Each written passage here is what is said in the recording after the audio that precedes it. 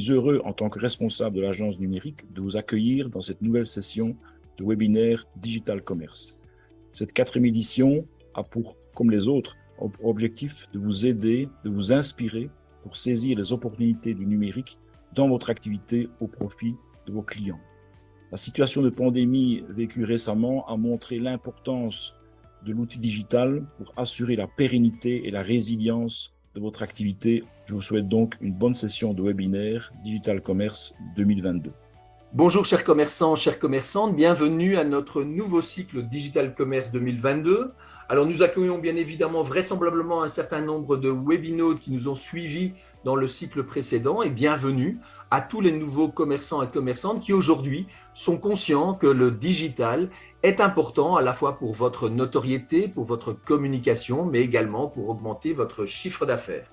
Alors ce cycle Digital Commerce 2022 a aussi pour objectif de rester dans la tendance et dans l'évolution du digital. C'est la raison pour laquelle nous aurons de nouveaux webinaires, notamment sur le nouveau réseau social TikTok, sur lequel, bien évidemment, il est peut-être intéressant pour votre commerce d'être présent, mais également sur les paiements électroniques, puisque depuis le mois de juillet 2022, vous avez l'obligation en tant que commerçant de proposer des solutions électroniques, de paiement électronique à votre clientèle qui le demande.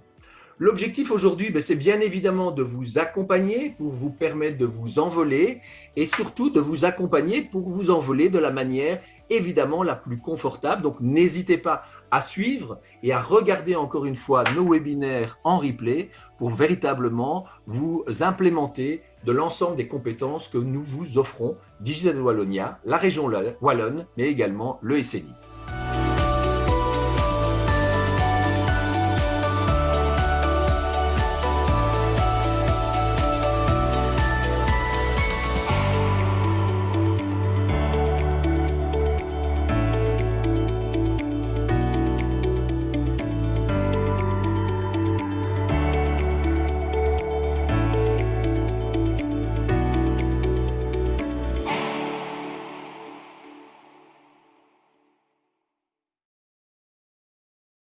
Bonsoir à toutes et à tous, bienvenue pour ce nouveau webinaire que le SNI a le plaisir de vous proposer, le dernier déjà de cette très belle saison. On a vu vraiment plein de sujets, on est passé de Facebook, des réseaux sociaux, j'en passe, énormément de webinaires, un gros travail qui a été fourni et aujourd'hui, c'est le dernier, c'est le petit dernier qui avait été reporté, mais on ne vous a pas oublié, rassurez-vous.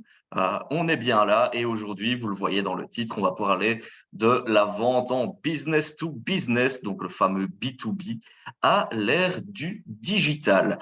Avant de rentrer finalement dans le vif du sujet, je vais vous rappeler une dernière fois, ou peut-être si c'est la première fois que vous nous suivez, les petites règles, les petites formalités d'usage concernant ce webinaire. Vous avez vu que vous avez un onglet discussion. Je vois que Virginie, Christophe, Frédéric nous disent bonsoir. Bonsoir à tous, bonsoir à Anaïs. Je remonte un peu dans vos messages. Voilà cet onglet discussion, faites-le vivre évidemment. Parlez-nous peut-être parfois de vos expériences, etc. Il est là pour ça, il est là pour interagir. On aimerait bien, malheureusement, puisqu'on ne sait pas vous avoir à l'image avec nous, que ce soit un maximum interactif. Et donc cet onglet, il est là pour ça. Par contre, si vous avez des questions, je vous invite à les basculer dans le petit onglet Q&R qui se trouve à côté. C'est les deux petites bulles de discussion. Je vois bonsoir à Anaïs. Et puis alors, vous avez un petit QR code, vous voyez, au-dessus de l'image. Je vais partager mon écran pour que vous le voyez en plus grande résolution. Ce petit QR code, si vous en avez l'habitude, il vous permet de participer avec nous à WooClap pour, on vous demande un peu votre avis.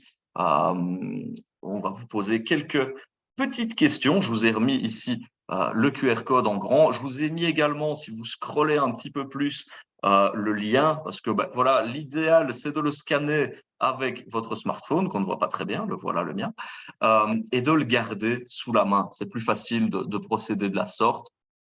Autrement, vous vous rendez sur le site wooklab.com et vous rentrez le code Digital Commerce, tout simplement.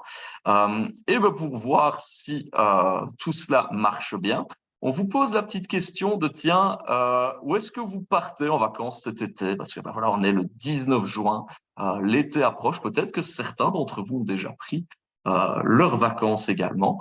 Donc voilà, c'est juste un petit peu. Donnez-nous des petites idées aussi de destination. Je vois qu'il y en a qui ne savent pas encore. Il y en a qui partent à Punta Cana. On ne sait pas encore. Bah oui, c'est la tendance. On se décide pas. Ce sera peut-être un last minute. Anaïs nous dit dans le chat, ce sera Majorque, l'Espagne, le soleil, la chaleur. Dans mon jardin, pourquoi pas, les vacances à la Belge, c'est pas mal aussi finalement. Donc voilà, donnez-nous un petit peu des idées. L'Égypte, les pyramides, parfait. Tout le monde va chercher la chaleur, en tout cas. Je vois Sissi qui dit dans le sud de la France, les arcs sur argent ou argent, je ne sais pas comment je dois prononcer. Voilà, ça sent bon l'été, ça sent bon les vacances. Mais avant tout ça, dernier petit devoir, j'ai envie de dire, on va faire ce dernier petit webinaire tous ensemble où on va parler de B2B. Et pour ce faire, je vais demander à mon invité du jour de me rejoindre. Il s'agit d'Alexandra Kizizier qui va apparaître à l'écran. La magie du live. Bonsoir Alexandra. Ton micro est coupé, voilà, il est activé, parfait. Comment vas-tu Alexandra? Écoute, bonsoir Adrien, je vais super bien et je suis très heureuse et je me sens honorée d'être parmi vous finalement en tant que, on va dire, intervenante, parce que j'ai participé Maître à l'heure et l'autre experte en webinaire. B2B. Oh là là là là, il me met la pression, Adrien. Donc, Alors, Alexandra, peut-être, est-ce que tu peux te présenter, parce que notre audience ne te connaît pas. oui. Qui es-tu et que fais-tu? Qu'est-ce qui fait que c'est toi qui, aujourd'hui, va nous présenter ce webinaire? On va dire que je suis humblement, un petit couteau suisse. Dans quel sens? J'ai différentes casquettes. On va dire que je suis à la tête de 2 entreprises qui, au fait, sont justement spécialisées dans la vente B2B, un organisme de contrôle et un cabinet de conseil. Les 2 sociétés sont basées en Belgique, mais également, il y en a une qui a une succursale en Afrique centrale. À côté de ça, j'ai eu à rédiger 4 ouvrages, dont justement 3 sur la vente en B2B, ok. Et j'aide pas mal d'entrepreneurs, de chefs d'entreprise, comme je suis coach certifié, à pouvoir justement développer leur business et arriver à vraiment adapter les bonnes techniques et les bons outils. Donc, je vois plutôt ce webinaire comme une opportunité de partager finalement des pratiques, des outils qui permettent de pouvoir recadrer nos pratiques à nous en B2B, en digital et simplement nous aider à replacer l'humain au centre parce qu'avec le digital, ça peut vite déraper, on peut vite perdre à se perdre et oublier l'essentiel. Tout à fait. Et est-ce qu'en tant que couteau suisse, petite blague, tu vas partir en Suisse ou pas cet été, non? J'y étais hier, j'y étais l'année dernière en avril pour Pâques, donc non, ça coûte cher la Suisse. Ce sera Ça plutôt coûte en cher. France, plutôt Alors, cool. on en a qui vont aller dans les Vosges ou à Biarritz, ou alors pas cette année pour certains. Enfin, voilà. On va essayer de vous rendre ce dernier webinaire le plus agréable possible, évidemment. Alexandra, je t'invite à partager ton écran. On va switcher, toi et moi, entre nos partages d'écran pour les WooClap et autres. Et tu vas peut-être nous présenter le menu du soir, parce que j'ai un petit peu faim. Qu'est-ce qu'on mange ce soir? Miam, miam. J'espère que vous êtes tous comme Adrien et comme moi finalement. Pourquoi? Parce que pour moi, ce sera très agréable de parcourir avec vous les 6 points que Adrien et moi finalement avons décidé de partager. Il y a beaucoup de choses qui peuvent se dire, mais je pense qu'à un moment donné, avec les 2 heures que nous avons devant nous, il fallait faire un choix. Qu'allons-nous voir? Nous allons commencer d'abord par vous présenter les différents avantages, mais aussi les défis, parce qu'il n'y a pas que des avantages, Donc, les avantages et les défis de la vente B2B digitale. Pourquoi? Parce que finalement, ça permettra un petit peu de prendre du recul et de voir de manière concrète qu'est-ce qui pourrait faire sens dans votre démarche. Ensuite, on va aborder cette question d'entonnoir de vente.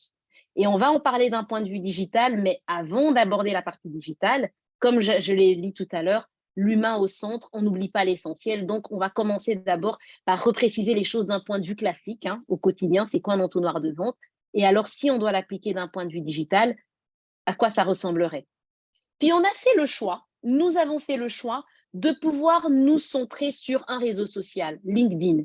Alors, je suis consciente que tout le monde n'a pas forcément, on va dire, son public ou on va dire sa clientèle cible sur ce réseau, mais vous comprendrez que les bonnes pratiques qui sont valables sur LinkedIn peuvent être généralisées ailleurs. De toute façon, je pense qu'on a eu un petit peu une idée de globalement quels sont les secteurs d'activité représentatifs pour ce webinaire. Donc, on ne manquera pas, hein, Adrien, tu n'oublies pas de me faire signe, hein, de bien se synchroniser avec eux pour pouvoir contextualiser au maximum les propos de ce soir. Puis alors, on va dire après la pause logiquement. Logiquement, pourquoi je dis logiquement? Parce que ça dépend un peu de l'interaction, de comment on avance, de finalement comment va se dérouler notre repas de ce soir, pour rester dans les termes d'Adrien.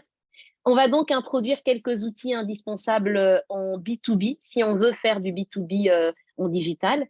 On introduira la notion de social selling. Je ne vais pas présenter c'est quoi, on va le laisser tel quel pour le démystifier tout à l'heure.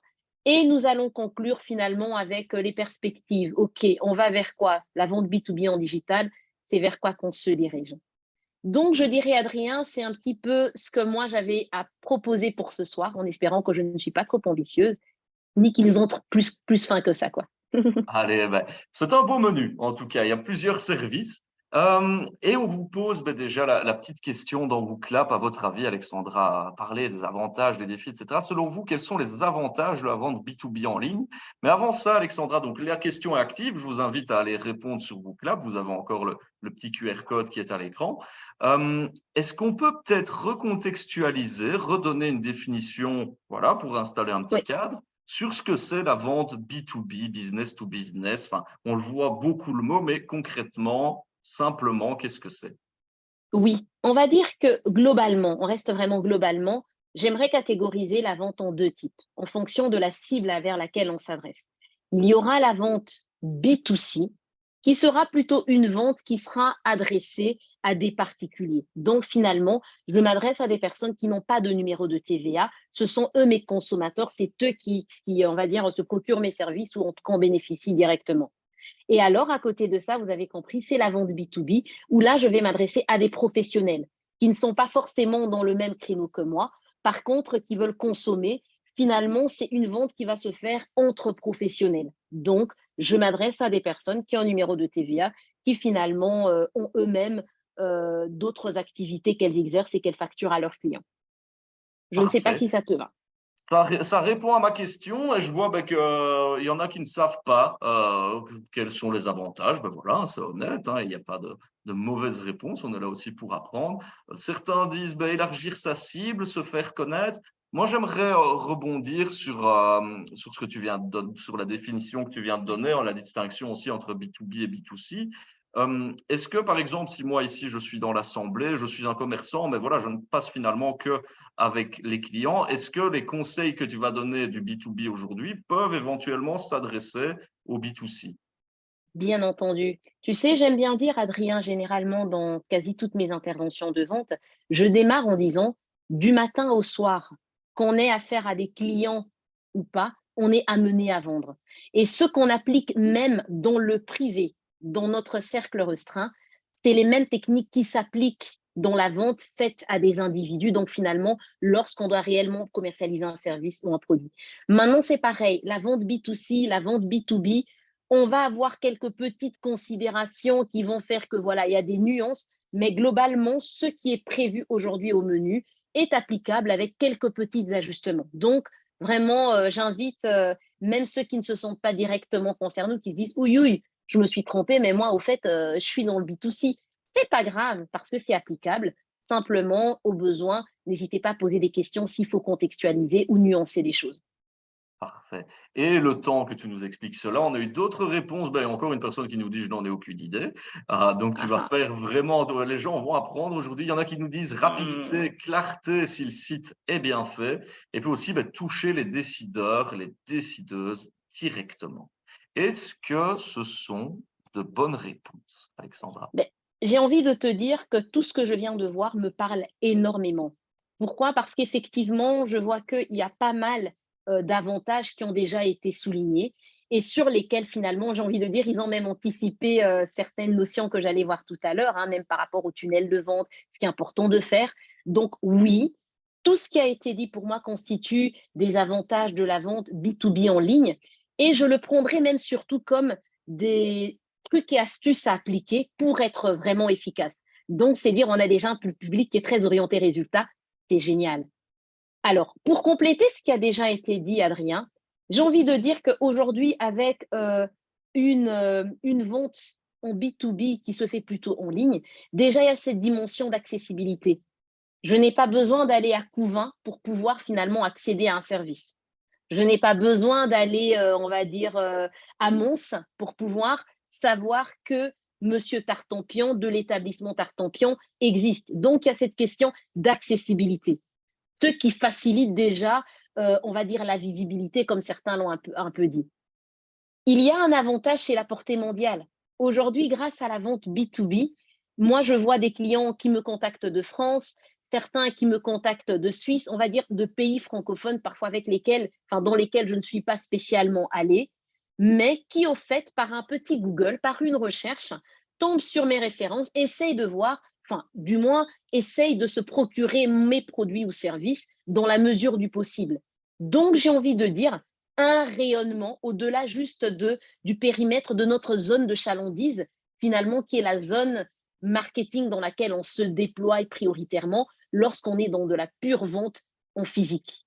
Donc, non seulement on est plus accessible, et en plus de ça, on peut aller plus loin. Ah oui, alors, attention, il ne faut pas trop s'emballer parce que là, on est dans les avantages. Hein. N'oublions jamais, on le verra tout à l'heure, qu'un avantage peut constituer un défi. Mais restons en mode positive attitude, voyons ce qui va, parce que c'est finalement ce qui va nous motiver aussi peut-être à faire le saut hein, dans le digital. Mais voilà, on ne va pas du tout être radin, on y va, ce sont des avantages incontestables. Et oui, c'est vrai, Adrien. Réduction des coûts, ben oui, aujourd'hui, il y a pour toute une série, une catégorie de produits ou de services, la possibilité de pouvoir finalement les commercialiser sans pour autant avoir ce point de vente, sans pour autant finalement investir dans toute une série de frais qu'on ne peut pas toujours se permettre quand on veut se lancer, ou même simplement qu'on serait bien content de pouvoir éviter. Parce que n'oubliez pas non plus qu'aujourd'hui, pour faire de la vente B2B, on va faire appel à pas mal d'outils. Et la majorité d'outils vont certainement avoir un coût, mais ces coûts-là ne sont jamais comparables à des coûts qu'on pourrait avoir si on est purement en physique. Il y a le gain de temps, clairement. Je le dis encore régulièrement en formation à des commerciaux, à des chefs d'entreprise. Ben, si aujourd'hui, je vous demande de prospecter, ou du moins, je vous dis, j'aimerais que pour cette matinée, 1000 personnes soient informées de votre offre de service ou de produit. En une matinée en physique, 1000 personnes, c'est compliqué, même si tu assistes, même si tu es dans une foire. Tu es d'accord? Tout à fait. Sauf si tu as la capacité de te dédoubler et tu vas dans tous les sens. On n'a pas encore cette faculté, malheureusement. Mais voilà, donc c'est te dire que quelque part, Adrien, et finalement à tous nos participants, j'ai envie de dire, ça reste un gain de temps parce que le digital nous offre finalement cette capacité de multiprise, de pouvoir atteindre une grande portée en un peu de temps. Et alors la flexibilité qui reste vraiment un avantage qui est non négligeable parce que quelque part, on peut très bien décider, je donne un bête exemple, enfin tout bête, aujourd'hui, si j'ai envie de changer carrément mon point de vente, de l'améliorer, de changer les couleurs, de faire un réaménagement, de nouveau, ça ne va pas être aussi évident ni like that. Par contre, avec finalement le digital, il y a toute une série de flexibilités, de changements qui n'ont pas trop d'impact qu'on peut se permettre de faire.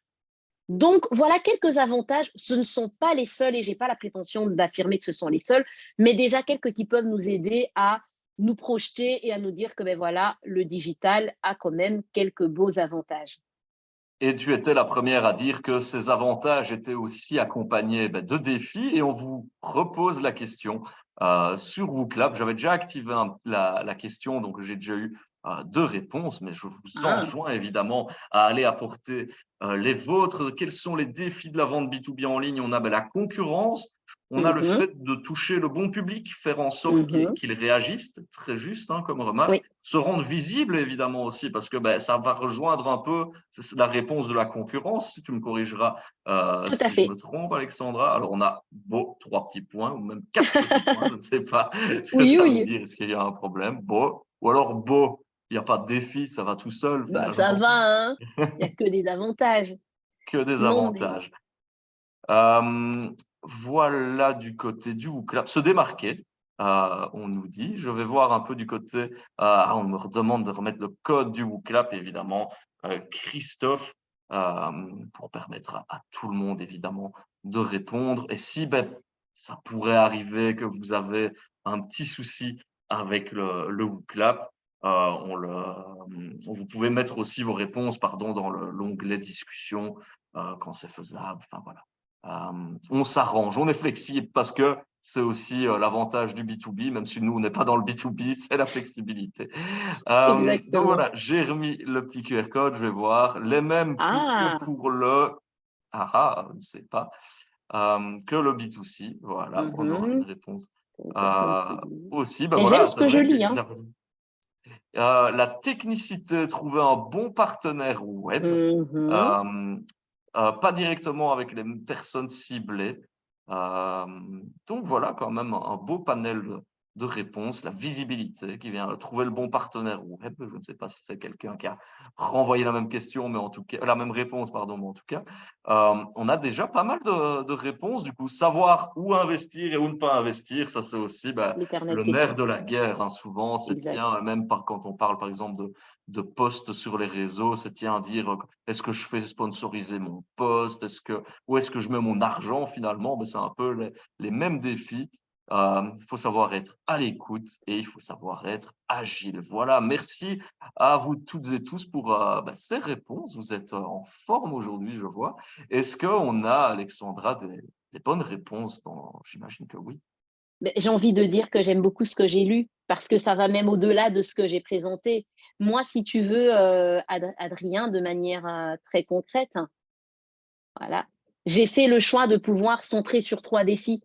Mais finalement, tout ce qui a été dit sont intégrés dans les 3 gros défis, enfin les 3 grosses familles de défis que j'ai proposé de pouvoir présenter. Donc, j'ai vu quelque chose qui était en rapport avec la confiance. En effet, vu que justement, il y a cette accessibilité, cette facilité de pouvoir investir le web, aujourd'hui, clairement, ça devient un peu compliqué de pouvoir être crédible. Ça devient un peu compliqué de pouvoir construire rapidement cette confiance qu'on aimerait obtenir du public. À côté de ça, on l'a vu, la concurrence a cru. Autant c'est super chouette, comme tu disais, nous sommes les rois du… Enfin, tu m'as dit comme ça, mais nous sommes les rois du monde, je vends à Panama, jusqu'à Punta Cana s'il le faut. Mais, moi j'arrive jusque-là, mais eux aussi, du coup, ils attaquent aussi mes clients. Donc, une concurrence accrue qui fait qu'aujourd'hui, on va chercher un produit, on retrouve toute une série de fournisseurs. Pas évident, hein. Et alors, Et il faut savoir, finalement, c'est ce que tu as mis, qu'est-ce qui nous démarque, qu'est-ce qui fait notre force? Tout à fait, exactement, tout à fait. Donc là, rien qu'en étant dans ces défis-là, une adaptation constante aujourd'hui, qu'on le veuille ou non, on est obligé de ne pas perdre le nord. Le digital est finalement un monde, j'ai envie de dire, qui évolue tellement vite, où justement on est tellement vite mis en comparaison qu'on ne peut pas se permettre de rester, d'être has-been, voilà. Donc je dirais ce sont des défis, mais comme on est orienté solution, Adrien, j'ai envie de dire, voilà, un défi, c'est la confiance, d'où, vous l'aviez déjà marqué, on va devoir travailler pour arriver à établir une réputation solide, avoir des références, faire un travail propre. Vous l'avez marqué, peut-être même s'entourer de professionnels qui vont renvoyer une image professionnelle par rapport à notre site web, par rapport à notre approche. On va essayer d'éviter de ne pas forcément être agile. J'ai entendu parler d'agilité, donc faire preuve d'agilité, de réactivité par rapport au contact client. J'ai parlé de concurrence accrue, tu l'as dit finalement, Adrien. Il faudra venir avec une vraie proposition de valeur. Comment je me différencie? Qu'est-ce qui fait qu'on vienne chez moi et pas chez l'autre? L'idée ici, ce ne sera pas juste d'avoir un énième salon de coiffure qui aura une vitrine en ligne ou un Google My Business. Mais l'idée sera de dire, lorsqu'on cherche salon de coiffure, j'ai n'importe quoi à Waterloo, finalement, on tombe sur le mien. Qu'est-ce que ça renvoie? Quel est le plus que j'ai par rapport à tous mes concurrents? Et enfin, je l'avais dit, adaptation constante, ça va demander justement tout ce travail, vous en avez parlé également, afin de mettre en place des stratégies, arriver à récupérer des retours sur expérience, finalement interagir avec le public pour être toujours sûr que tout ce qu'on fait s'adapte aux besoins de notre cible, aux besoins du marché et surtout à son évolution, tout en essayant de ne pas perdre le cap et rester dans le train de la technologie. Alors, tu vas nous parler maintenant du fameux entonnoir de vente, hein. Tous ceux qui ont déjà eu des petites notions de marketing en ont déjà entendu probablement parler. C'est de ça donc quand on parle du fameux funnel de vente, j'imagine? Mhm. Yeah. Et je vais te challenger, c'est trop dire, hein, pour la question que je vais te poser. Adrien, quelle est la particularité d'un entonnoir? Un entonnoir classique. Ah ben, c'est que tu vas du plus grand vers le plus petit. Ah, exactement. En vente, en règle générale, quand on a envie on va dire, lorsqu'on on ambitionne de vendre un produit, oui, on a notre clientèle cible. Mais avant de retomber sur ceux qui vont décider, hein, la partie du bas, là, d'acheter nos produits, ceux que finalement on va convertir, on est obligé de brasser large. OK? Parce qu'il y a cette dimension de ce qu'on va appeler le taux de conversion. Le taux de conversion voudrait dire quoi? Si j'attaque 10 prospects, j'en convertis combien au final? Si j'en convertis que 1 sur 10, je peux dire que j'ai un taux de conversion de 1 sur 10. Ça veut dire qu'au départ de mon entonnoir, j'avais 10 billes, OK, ou 10 litres, et en ressortant, j'en ai un. Alors, aucune critique, aucun commentaire. L'important, c'est de connaître son taux de conversion et de travailler à l'améliorer. Lorsqu'on démarre, le taux, en général, je dirais, il ne faut pas être trop ambitieux, il faut être réaliste, c'est normal.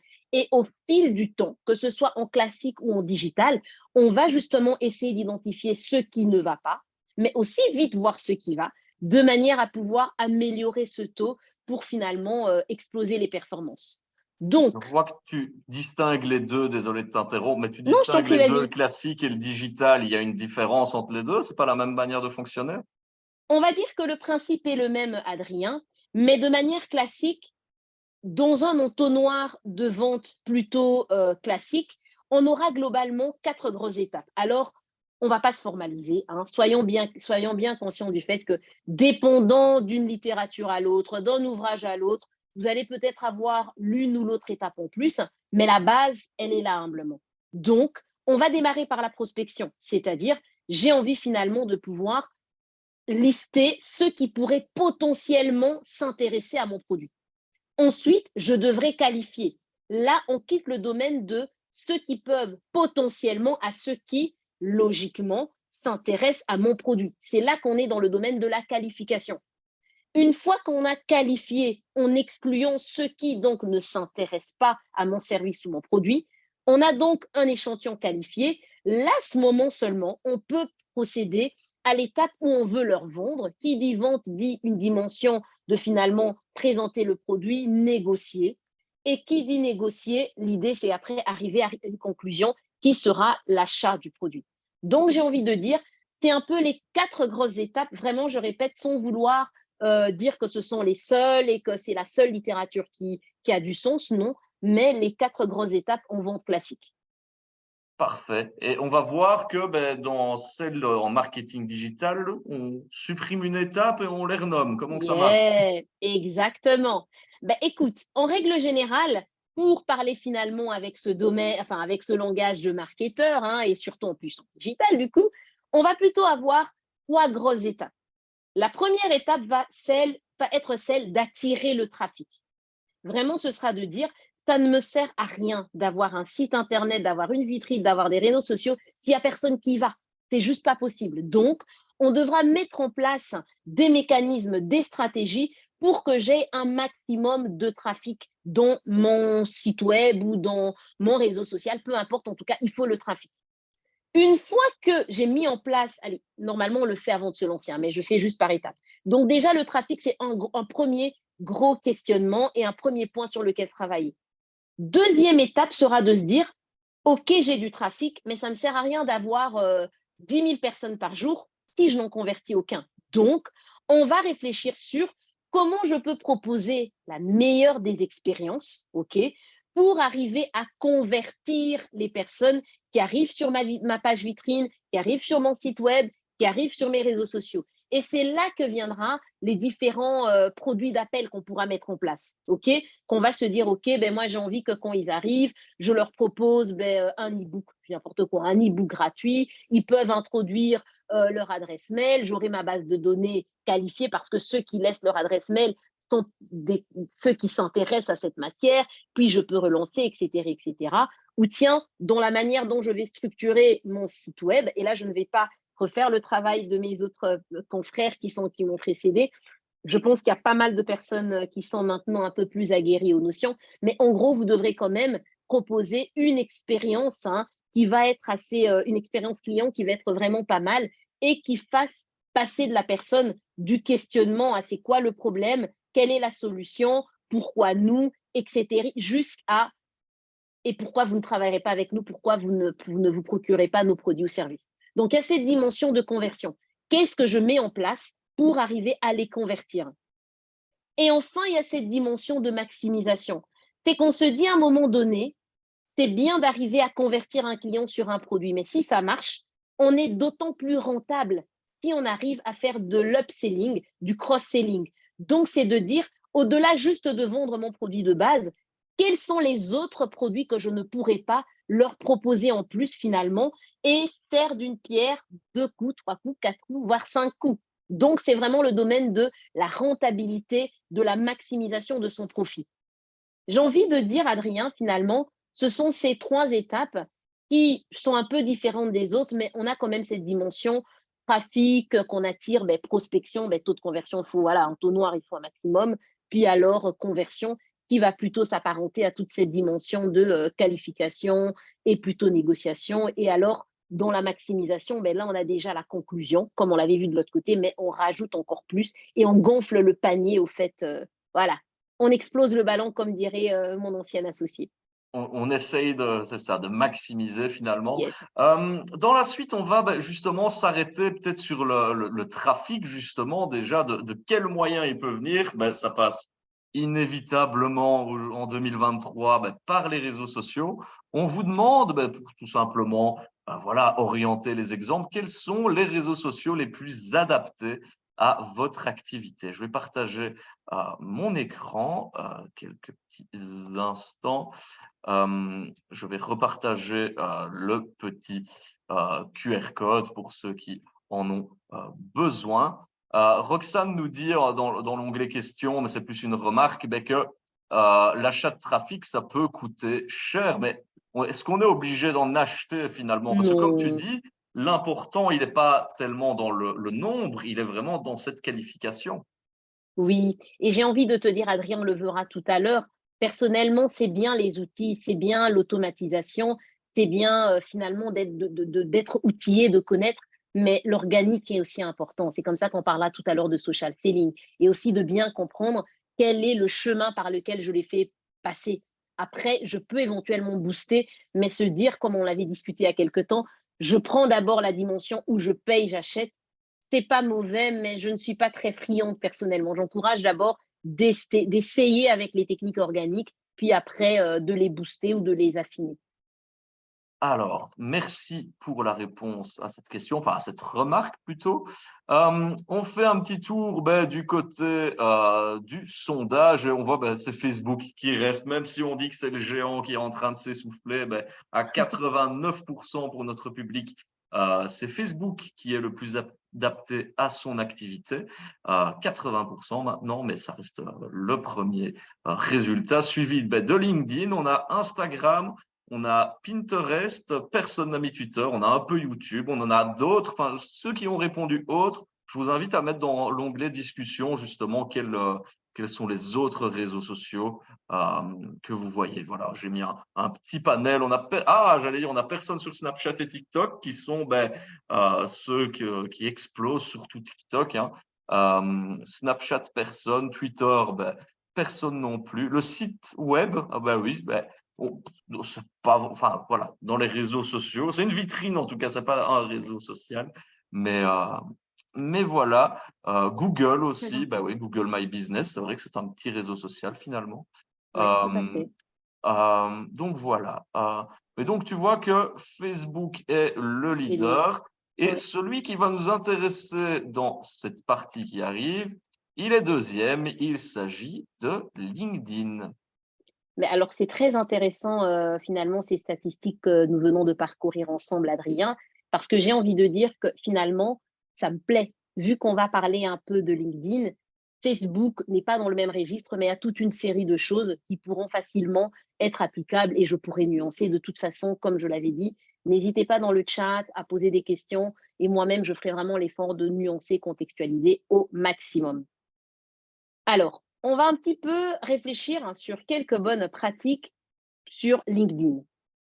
On va dire la première bonne pratique, mais qui est aussi valable pour Facebook et sur n'importe quel réseau social, c'est d'optimiser son profil.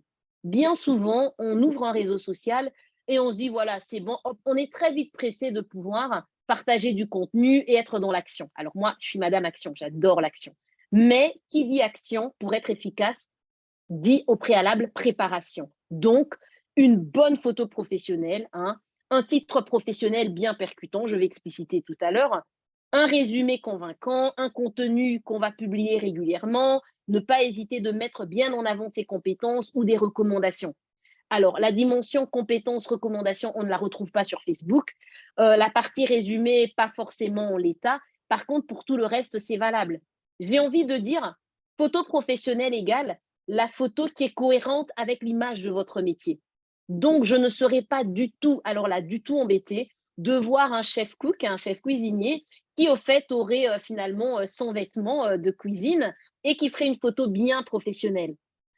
Pareil, autant j'aime bien, on va dire, c'est pas le cas, autant par exemple, j'aime bien les vêtements plutôt fun, d'été, tout ce qu'on veut. Si je me profile plutôt comme une consultante, on va dire, ou encore une formatrice, on va dire même en vente, j'aurais mieux fait de présenter une photo professionnelle de moi, mais dans un accoutrement qui concorde, qui converge avec mon métier. Pourquoi? Avec l'image de ma profession. Pourquoi? Rappelez-vous, on a parlé de la confiance. Avant de faire confiance à votre produit, à votre service, les gens ont besoin de pouvoir faire confiance à votre image.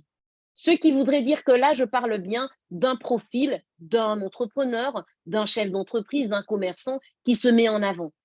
Ça ne change rien. Vous avez une page d'entreprise, c'est pareil. Un bon logo, pas avec des pictos, mais vraiment correct, ok, pas vectorialisé. Un bon logo, de belles photos. Aujourd'hui, il y a moyen de pouvoir présenter du propre et du professionnel. Un shooting, c'est pas les yeux de la tête. Alors, je ne veux pas minimiser le coût d'un shooting, mais je vais dire par là, c'est un investissement sur lequel on ne devrait pas trop chicaner ou chipoter parce que c'est celui qui va vraiment renvoyer cette dimension de crédibilité. Résumé convaincant, ce sera peut-être simplement la présentation de votre activité. Vous faites quoi? OK? Alors, je vais juste insister sur quelque chose, je reviendrai sur ça tout à l'heure, Adrien.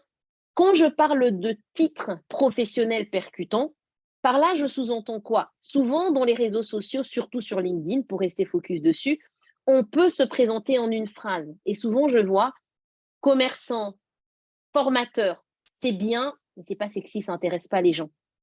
Ce qui intéresse les gens, c'est qu'est-ce que vous apportez comme solution, en quoi vous êtes intéressant pour eux. Donc finalement, plutôt que de leur dire consultant, non, j'aide les entreprises à améliorer leur performance. C'est cette présentation, par exemple, qui parlerait aux gens. Parce qu'en allant sur votre page, sur votre page, sur votre compte, ou même simplement en allant finalement, et voilà, sur votre compte, ils voient directement en une phrase en quoi c'est intéressant d'être en contact avec vous. Qu'est-ce que vous apportez? Cette notion de proposition de valeur. C'est quoi votre proposition de valeur? J'allais rebondir justement dessus, finalement, c'est ce qu'on Vas-y. a dit tout à l'heure. Qu'est-ce qui nous différencie? Quelle est notre proposition de valeur? Tu Oui, viens de le dire. Et je rebondis aussi sur ce que tu as dit, la photo de profil professionnel, par exemple. Et c'est vrai, c'est des réflexes qu'on a. Il faut toujours, au final, se mettre à la place de l'acheteur finalement. Ouais. C'est que nous, qu'est-ce qu'on fait quand on consulte pour se renseigner avant de passer à l'acte? On se renseigne, on regarde les avis. Si la photo, elle ne nous tente pas, on ne va pas y aller. Et donc, il faut savoir aussi faire le sens inverse, je vais dire, dans son esprit et se dire, il faut que je me mette à la place de mon consommateur. Mais oui, j'aime bien cette notion d'effet de halo. Généralement, on en parle dans la vente en présentiel, de dire que tout se joue allez, il y en a qui parlent de 10, 5 secondes, peu importe, mais que la première impression, qu'on est jugé sur l'apparence. Alors, si dans le physique, on est jugé sur l'apparence, et je ne suis pas dans le monde du superficiel, de tout ce qui est creux, non, c'est pas ça. Soyons réalistes. Aujourd'hui, je vais chez un commerçant, c'est rangé, c'est clean, tout est correctement étiqueté, je le vois qui m'accueille avec le sourire, bonjour madame, puis-je vous ai. Non, clairement, ça me donne envie, quoi. Genre, ça va dans tous les sens. Au niveau rayonnage, ça, voilà, il n'y a aucun merchandising. Je dois grappiller pour avoir les prix et je le vois en train de scroller sur son téléphone. Ben oui, voilà, effet de halo, la première impression. Il n'y a rien qui change dans le digital finalement. C'est une sorte d'effet de halo. Qu'est-ce que tu me renvoies comme image quand je vais sur ton réseau social?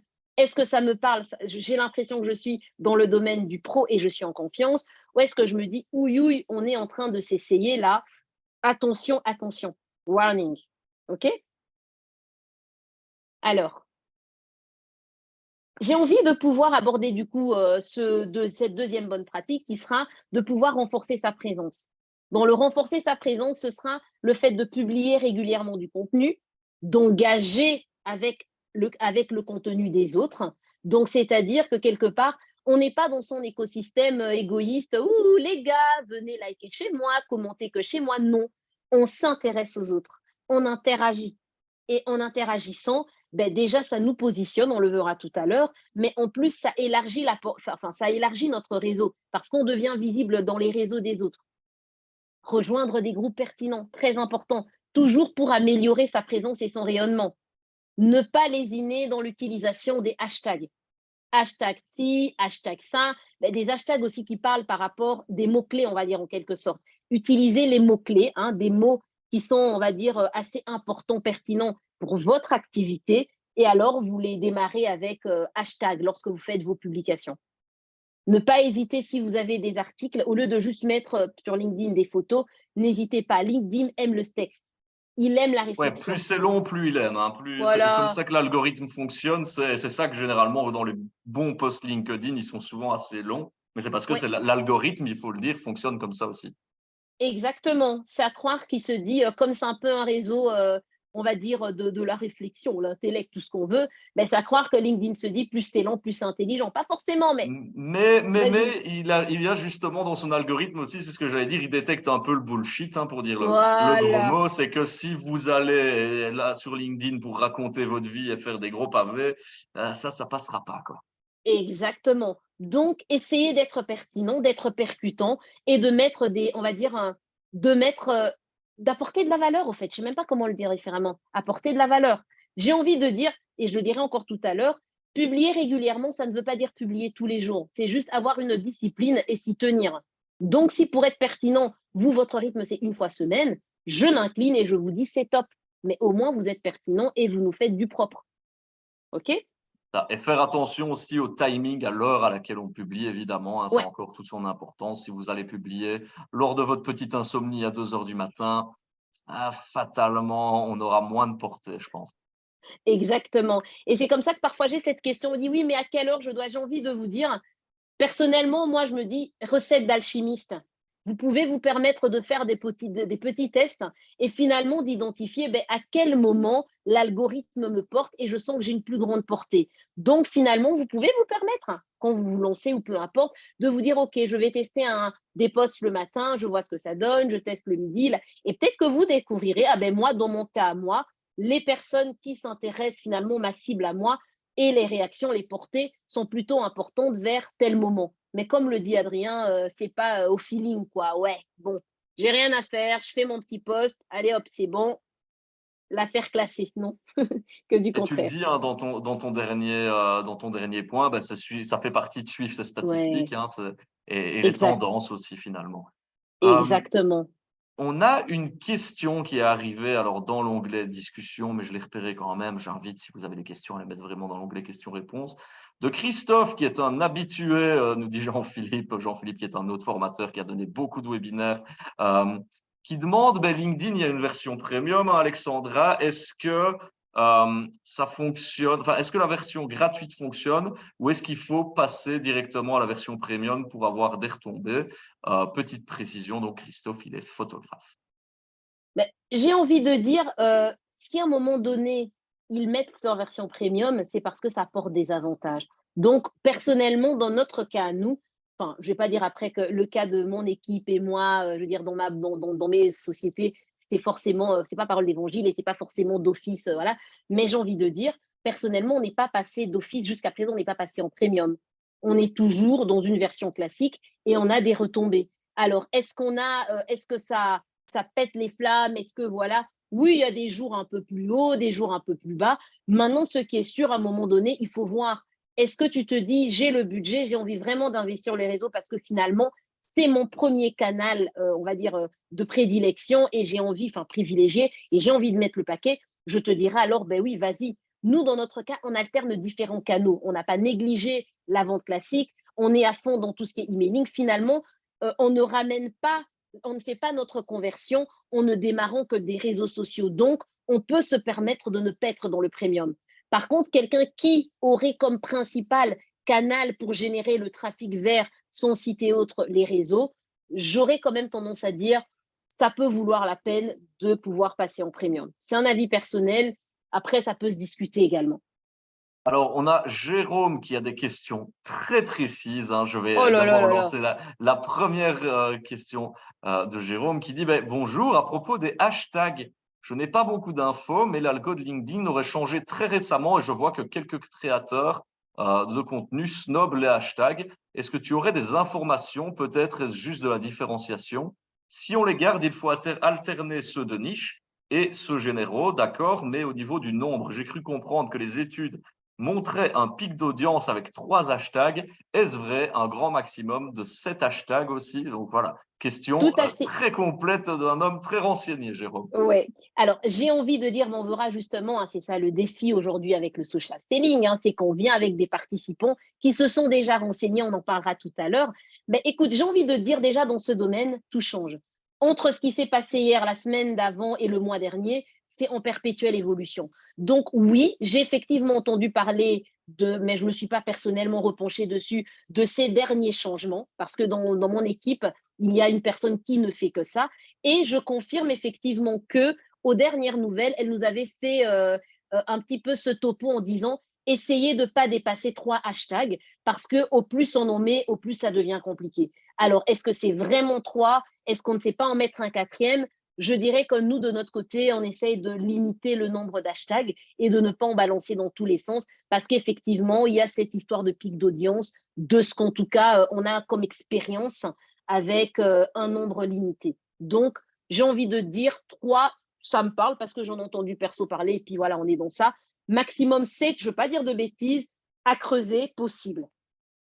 Ouais, et je me permets de compléter parce que j'ai justement donné un webinaire il n'y a pas si longtemps justement sur LinkedIn et je corrobore tes propos où la formatrice expliquait que avant finalement le hashtag c'était il fallait absolument mais que ils étaient descendus on va dire d'un petit cran dans le terme d'importance chez LinkedIn, hein. Et d'ailleurs, deuxième question de Jérôme, est-ce que le meilleur format sur LinkedIn, c'est la vidéo? Même si on essaye de varier les types de contenus, mais est-ce que la vidéo est le meilleur format sur LinkedIn? On sait que c'est un Alors, contenu qui ouais, cartonne sur tous les réseaux, en tout cas sur Facebook principalement, pour ne citer que lui, ouais. mais par exemple sur LinkedIn. Dire le meilleur, j'ai un peu, allez, je prends toujours des pincettes hein, avant de mettre sur un piédestal, mais est-ce que c'est un contenu qui donne de super résultats? Oui, j'ai envie de dire oui, et il le complète très bien, Jérôme. Hein. Varier les types de contenus parce que ça, l'algorithme aime bien, mais effectivement, de bonnes petites vidéos, pas trop longues, effectivement, ça donne de très bons résultats. Donc oui, je confirme Jérôme, et je vois qu'il est bien informé en tout cas. Il te remercie d'ailleurs pour tes réponses dans le chat. Christophe qui dit, et il rebondit finalement à la question juste avant, on l'a dit, chaque semaine, les algorithmes ils changent. on entend des infos qui sont contradictoires. Comment est-ce qu'on fait pour rester à jour avec ces algorithmes? Est-ce qu'il y a des sites, des veilles? Comment est-ce qu'on peut essayer de se tenir un max au courant? J'ai envie de dire, moi personnellement, je suis un peu paresseuse, hein, parce que j'avoue que comme je vous ai dit, j'ai une collègue qui est très en mode geek, elle prend les infos et autres, donc voilà. Maintenant après, blague dans le coin, j'ai envie de dire, ces différents réseaux sociaux, pas tous, mais LinkedIn en tout cas, il y a assez régulièrement des petites formations, des petites informations qu'on peut arriver à glaner, à chercher. Donc, essayez de voir lorsque LinkedIn finalement propose des petits webinaires, des petits, on va dire des petites formations, des petits, même sur YouTube simplement, essayer de rechercher les différentes nouveautés ou les différentes, on va dire, comment je peux dire ça, ouais, c'est ça, les différentes petites formations, petites nouveautés que propose le site lui-même, au fait. C'est toujours mieux. Après, derrière, ne pas hésiter. Après, il y a parfois différents forums où on peut échanger avec des personnes qui sont spécialisées en communication. Justement, rejoindre peut-être des groupes.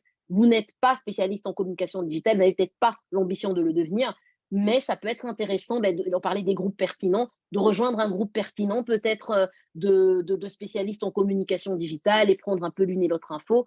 Adrien, je ne sais pas si tu souhaites compléter avec quelque chose, mais c'est un peu ce J'allais qui me vient. justement insister sur ce que tu viens de dire sur la deuxième partie, parce que je sais bien que, par exemple, des gros organismes, que ce soit LinkedIn, Facebook, sont parfois aussi peu friands de dire comment leur algorithme marche. Ils ne vont pas le dire noir Non, sur blanc, malheureusement.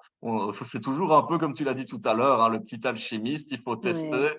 trouver le créneau qui marche le mieux, mais voilà, c'est souvent plutôt des professionnels de la com ou des bureaux qui ont des statistiques Oui, qui vont aller offrir l'info que directement les acteurs du terrain. Enfin, les acteurs, donc Facebook, LinkedIn, les etc. fournisseurs, les providers. C'est ça. J'ai vraiment envie de dire, à partir du moment où je reprends sur ce que je disais tout à l'heure, à partir du moment où LinkedIn, ou du moins les réseaux sociaux, deviennent un moyen privilégié pour votre trafic, vous ne pouvez pas réagir comme j'ai fait tout à l'heure en vous disant, oui, mais moi, je me renseigne auprès de ma collègue dans l'équipe, elle est, voilà, il y a quelqu'un qui le fait, je prends l'info. Non, parce qu'il y a plusieurs canaux. Vous, si c'est la priorité, vous devez en faire finalement une priorité de vous tenir à jour. Pourquoi? Parce que finalement, c'est comme ça que vous ferez votre business. Il n'y a pas le choix. Parfait, merci Alexandra, on a répondu à toutes les questions. Et avant la pause, hein, on est vraiment dans le timing que tu avais annoncé. C'est parfait. Yeah, chouette. Tu vas nous présenter quelques outils qui, selon toi, sont indispensables en B2B. Oui. Alors, quand je dis de nouveau, hein, vous aurez compris, je prends toujours beaucoup de pincettes. Pourquoi? Parce qu'on comprend très bien qu'aujourd'hui, c'est plus un partage de bonnes pratiques. Et puis derrière, euh, rien n'est jamais indispensable. Vous direz, mais elle est en train de tuer son titre. Non, je veux dire par là, c'est qu'on peut faire pas mal de choses, mais je veux dire, pour faire de la croissance, c'est indispensable peut-être de ne pas, parce que je ne suis pas là pour faire la pub de ces outils, mais peut-être de réfléchir à des outils similaires ou qui sont en tout cas dans la même lignée pour arriver à booster ce qu'on fait déjà. Ces outils ne vont pas répondre à nos solutions si nous-mêmes, on ne fait pas l'effort de bien comprendre comment ça marche, qu'est-ce qu'il y a d'intéressant, je me renseigne sur l'algorithme. Non, ils ne feront pas le job à notre place. Ils ne vont faire que porter nos efforts. OK? Et puis, je Alors, compléterai aussi qu'il faut savoir aussi soi-même identifier quel outil nous est, entre guillemets, indispensable, quel on outil est nous d'accord. convient, parce qu'ils ne vont pas tous convenir à notre activité. Tout à fait. J'ai fait le choix de recentrer sur 4 outils qui, pour moi, sont un peu pertinents parce que je réalise que parfois, on peut être dans des doublons et noyer avec plusieurs infos.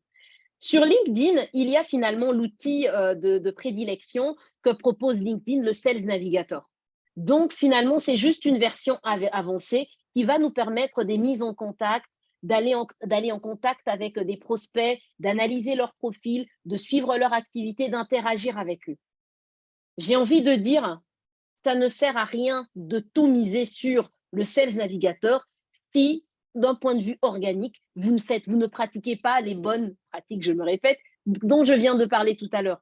Pourquoi? Parce que, je répète, le Sales Navigator va venir pour porter ce que l'on fait, rajouter une dose de performance à ce qu'on fait, mais il ne va pas faire le job à notre place. Donc, si toi, ton profil, permettez-moi, il est pourri, il n'y a pas de photos, tu publies rien, t'aimes pas les posts, t'aimes pas aller interagir avec les autres, tu n'entres pas dans des groupes. Finalement, c'est le gros autiste dans son coin qui veut rien faire du tout. c'est pas lui qui va faire le job. Parce que même avec Sales Navigator, attention à ne pas virer dans le spam. Il y a une manière d'approcher. Tout à Je fait, vois j'allais même dire Adrien que. qui réagit. Ouais, mais parce que justement, dans ce même webinaire LinkedIn que j'ai expliqué plus tôt, c'est que beaucoup disaient, bah oui, je reçois souvent énormément de messages, mais comme on l'a dit tout à l'heure, en fait, qui ne sont pas qualifiés, qui n'ont rien à voir avec mon secteur, et je considère ça finalement comme du spam, et ça reste une mauvaise pub finalement, le spam. Oui, exactement. Et j'ai envie de dire, sans aller maintenant dans une formation Sales Navigator, nous personnellement, comme on a eu, parce que maintenant on ne l'utilise plus beaucoup, parce qu'on n'a plus ressenti le besoin de poursuivre, mais on l'utilise à un long moment, il est très très bien, mais comment on l'a utilisé, c'est pas pour envoyer directement des messages et voilà, la personne ne te connaît pas. Non, c'était pour nous permettre surtout d'analyser les profils, de voir les activités et finalement l'équipe commerciale et même moi-même, c'était on voyait vraiment une invitation à la personne, chercher le contact en direct, Alexandra invite Adrien, puis alors éventuellement, sur cette base-là, Sales Navigator n'était qu'un support dans le profiling et dans la manière d'interagir et nous permettre de finalement toujours être là pour, ah tiens, Adrien a posté telle chose, je vais un peu commenter, alors c'est pas faire le lèche-cul, mais quand même rebondir, finalement s'assurer pour toujours être au bon endroit, au bon moment quand Adrien est actif. Donc, finalement, il faut une bonne intelligence quand même avec tous ces outils, pas juste les utiliser en mode hop, voilà, OK? À côté de cet outil, j'ai envie de mettre comme outil, finalement, on va dire Casper, qui au fait va être un outil qui va nous permettre de pouvoir déjà faire de l'automatisation de la prospection B2B. Comment? En collectant toute une série de données, nous aider à créer finalement des bases de données qualifiées, nous générer des leads avec lesquels on peut interagir dans la légalité. Donc, je dirais finalement, on a Sales Navigator, on a Casper et on a plein d'autres, mais voilà, ce sont un peu les deux que j'ai mis. À côté de ça, on peut se dire, OK, moi, il n'y a pas que les réseaux sociaux, j'ai envie d'interagir via l'emailing ou autre. On a Mailchimp, on a Sendinblue, il y a plein d'autres types de plateformes qui vont nous permettre de générer des emailings qui vont faire finalement une interaction avec la clientèle. Donc, de nouveau, toujours la question, OK, on va le faire, mais on ne décide pas un matin, je vais utiliser Mailchimp. Non, il te faut une base de données qualifiée. Si à un moment donné, tu n'as pas cette démarche commerciale de pouvoir constituer la base de données d'une manière ou d'une autre, tu seras quand même bloqué, il ne fera pas le job il fera pas le job à ta place. Et alors, il y a derrière Buffer qui sera plutôt un outil de gestion de réseaux sociaux pour planifier, publier, analyser les contenus, finalement faire toute cette dimension nous faciliter notre quotidien, on va dire, dans la prise en main des outils. Il y en a plein d'autres, donc je ne veux vraiment pas qu'on retienne, oui, mais donc en gros, j'ai besoin que de ces 4 outils. Non, juste pour nous ouvrir en disant, il y a beaucoup de choses qui peuvent nous aider, mais attention, attention, ce ne sont que des supports, des outils. Ils ne vont pas remplacer notre connaissance et notre stratégie, parce que finalement, le tunnel de vente, c'est une question de stratégie de vente. C'est ça, on ne répétera jamais assez finalement, c'est un plan qu'il faut élaborer soi-même et puis utiliser les bons outils pour pouvoir justement en faire un meilleur usage. Alexandra, il est 19h56. Je vous propose à vous, cher public, de marquer une petite pause, le temps de boire un coup, de se rafraîchir, manger peut-être un petit bout pour ceux qui n'ont pas eu le temps de souper. Même si j'espère que vous mangez déjà un petit bout en nous regardant, finalement, vous avez tout à fait le droit. Je vais vous diffuser une petite vidéo pendant ce temps-là où on parlera également des chèques entreprises sur comment utiliser ces fameux chèques entreprises qui peuvent vous aider notamment dans votre digitalisation sur plein de domaines, que ce soit du marketing à la cybersécurité. Donc voilà, je vous propose de se retrouver d'ici, je pense qu'elle dure 6-7 minutes cette vidéo, donc on se retrouve juste après, on coupe nos caméras, nos micros et à tout à l'heure. À tout à l'heure.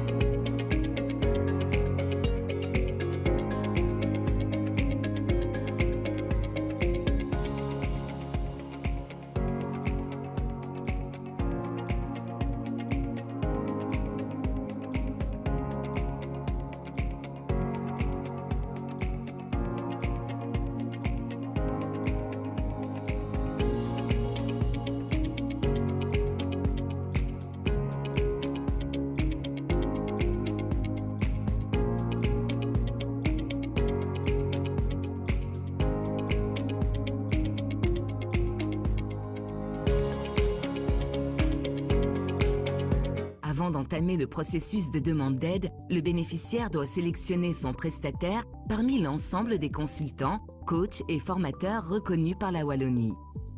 Petite précision, le formulaire de demande de chèque en ligne peut être complété soit par le bénéficiaire, soit par le prestataire.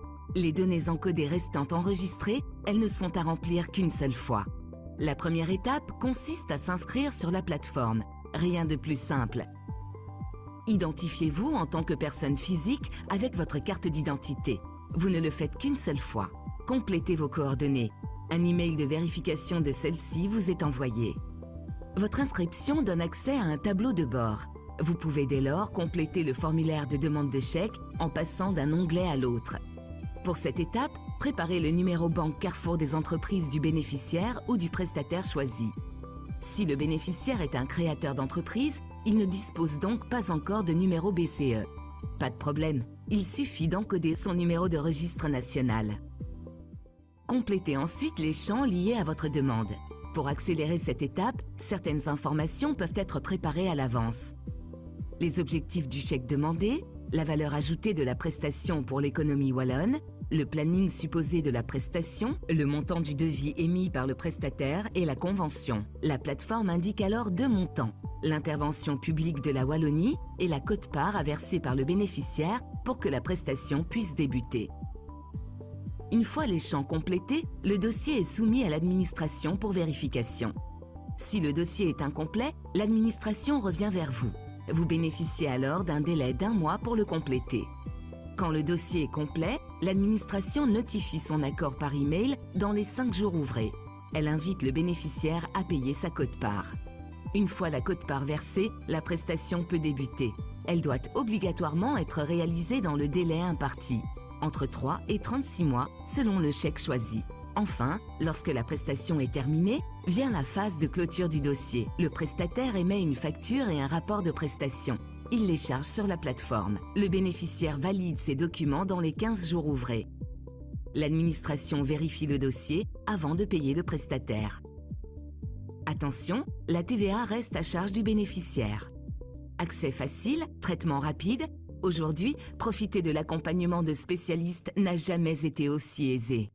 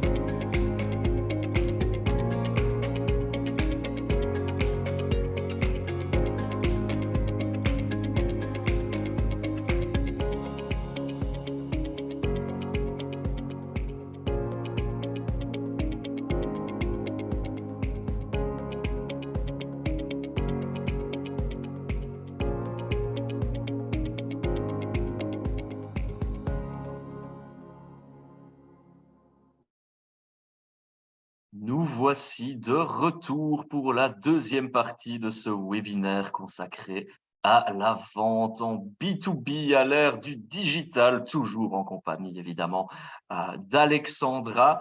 Dans cette deuxième partie, nous allons commencer par vous poser la question. J'ai activé le petit WooClap de savoir ce qu'est le social selling dans le plus bel accent anglais que je peux vous faire. On en entend souvent parler, en tout cas dans le secteur de la vente, c'est quelque chose d'assez connu, je vais dire. Selon vous, je vous pose la question, donc rendez-vous dans le WooClap, je vous pose la question de savoir ce qu'est le social selling. Alors, on va attendre que vous arriviez, hein, parce que vous avez peut-être la pause a peut-être duré un peu plus longtemps pour vous, elle est peut-être toujours en train de durer. En attendant que vous répondiez à cette question, je vais d'emblée, moi, poser une question à Alexandra. En tout cas, je vais me faire l'intermédiaire de Jérôme qui avait une question pour toi, Alexandra. Ton micro est fermé, hein, Alexandra. Comme ça, on évitera le petit moment gênant où tu vas commencer à parler où on ne t'entend pas. Jérôme te pose la question. Chaque jour, des dizaines d'outils d'IA apparaissent. Certaines peuvent parfois être très utiles. Est-ce que vous ou vos clients commencent peut-être à les utiliser en clair? Est-ce que l'IA dans le B2B, c'est quelque chose qui existe déjà? Ah oui, je confirme clairement que c'est quelque chose qui existe. Alors, j'ai envie de dire, à partir du moment où on a un compte, un profil, finalement un réseau social à gérer, bon, à voir en fonction des ambitions qu'on se fixe et de la fréquence pour dire est-ce que j'intègre ou pas. Vraiment, je répète de nouveau, pour moi, c'est important dans un premier temps, surtout si on n'a pas l'habitude, de déjà démarrer en testant des choses et en vraiment mettant la main à la pâte. Maintenant, au fil des mois, on peut se dire, ben, j'ai envie d'augmenter la fréquence, mais je n'ai pas toujours le temps. J'ai envie d'avoir, par rapport à mes légendes, j'ai envie d'avoir, je réalise que je ne suis pas un très bon rédacteur, j'ai peut-être envie d'avoir une aide. Donc oui, il y a des outils, on va dire, intégrant tout ce qui est intelligence artificielle, qui vont nous aider à briller sur les réseaux sociaux. Donc, dans notre cas, nous, vu qu'on gère les réseaux sociaux d'autres entreprises, effectivement, et ce n'est pas de la pub, c'est juste pour les répondre, hein, c'est de dire qu'on utilise au quotidien des outils parfois qui vont nous permettre de générer, déjà de nous identifier quels sont les bons hashtags, de pouvoir rapidement identifier, OK, tel hashtag, les meilleurs moments pour la planification. Quand on prend simplement un outil comme Canva aujourd'hui, Canva a quand même intégré de l'intelligence artificielle, l'outil basique que tout le monde utilise, mais aujourd'hui, oui, pour l'amélioration des photos, des visuels, dans la manière dont on va travailler. Vous pouvez, en gros, c'est de dire, j'ai pas envie de noyer, donc pour répondre à Jérôme, oui, effectivement, on a beaucoup de clients et même nous-mêmes, nous utilisons des outils, on va dire, qui se calquent sur l'intelligence artificielle, non pas pour faire le job à notre place, mais parce qu'on veut juste augmenter notre productivité et augmenter voilà, notre capacité de répondre à certaines demandes. Maintenant, si tu n'as jamais pris le réflexe de maîtriser ce que tu fais, tu ne comprends pas, ça te générera des choses, mais tu ne seras pas capable de piloter, quoi.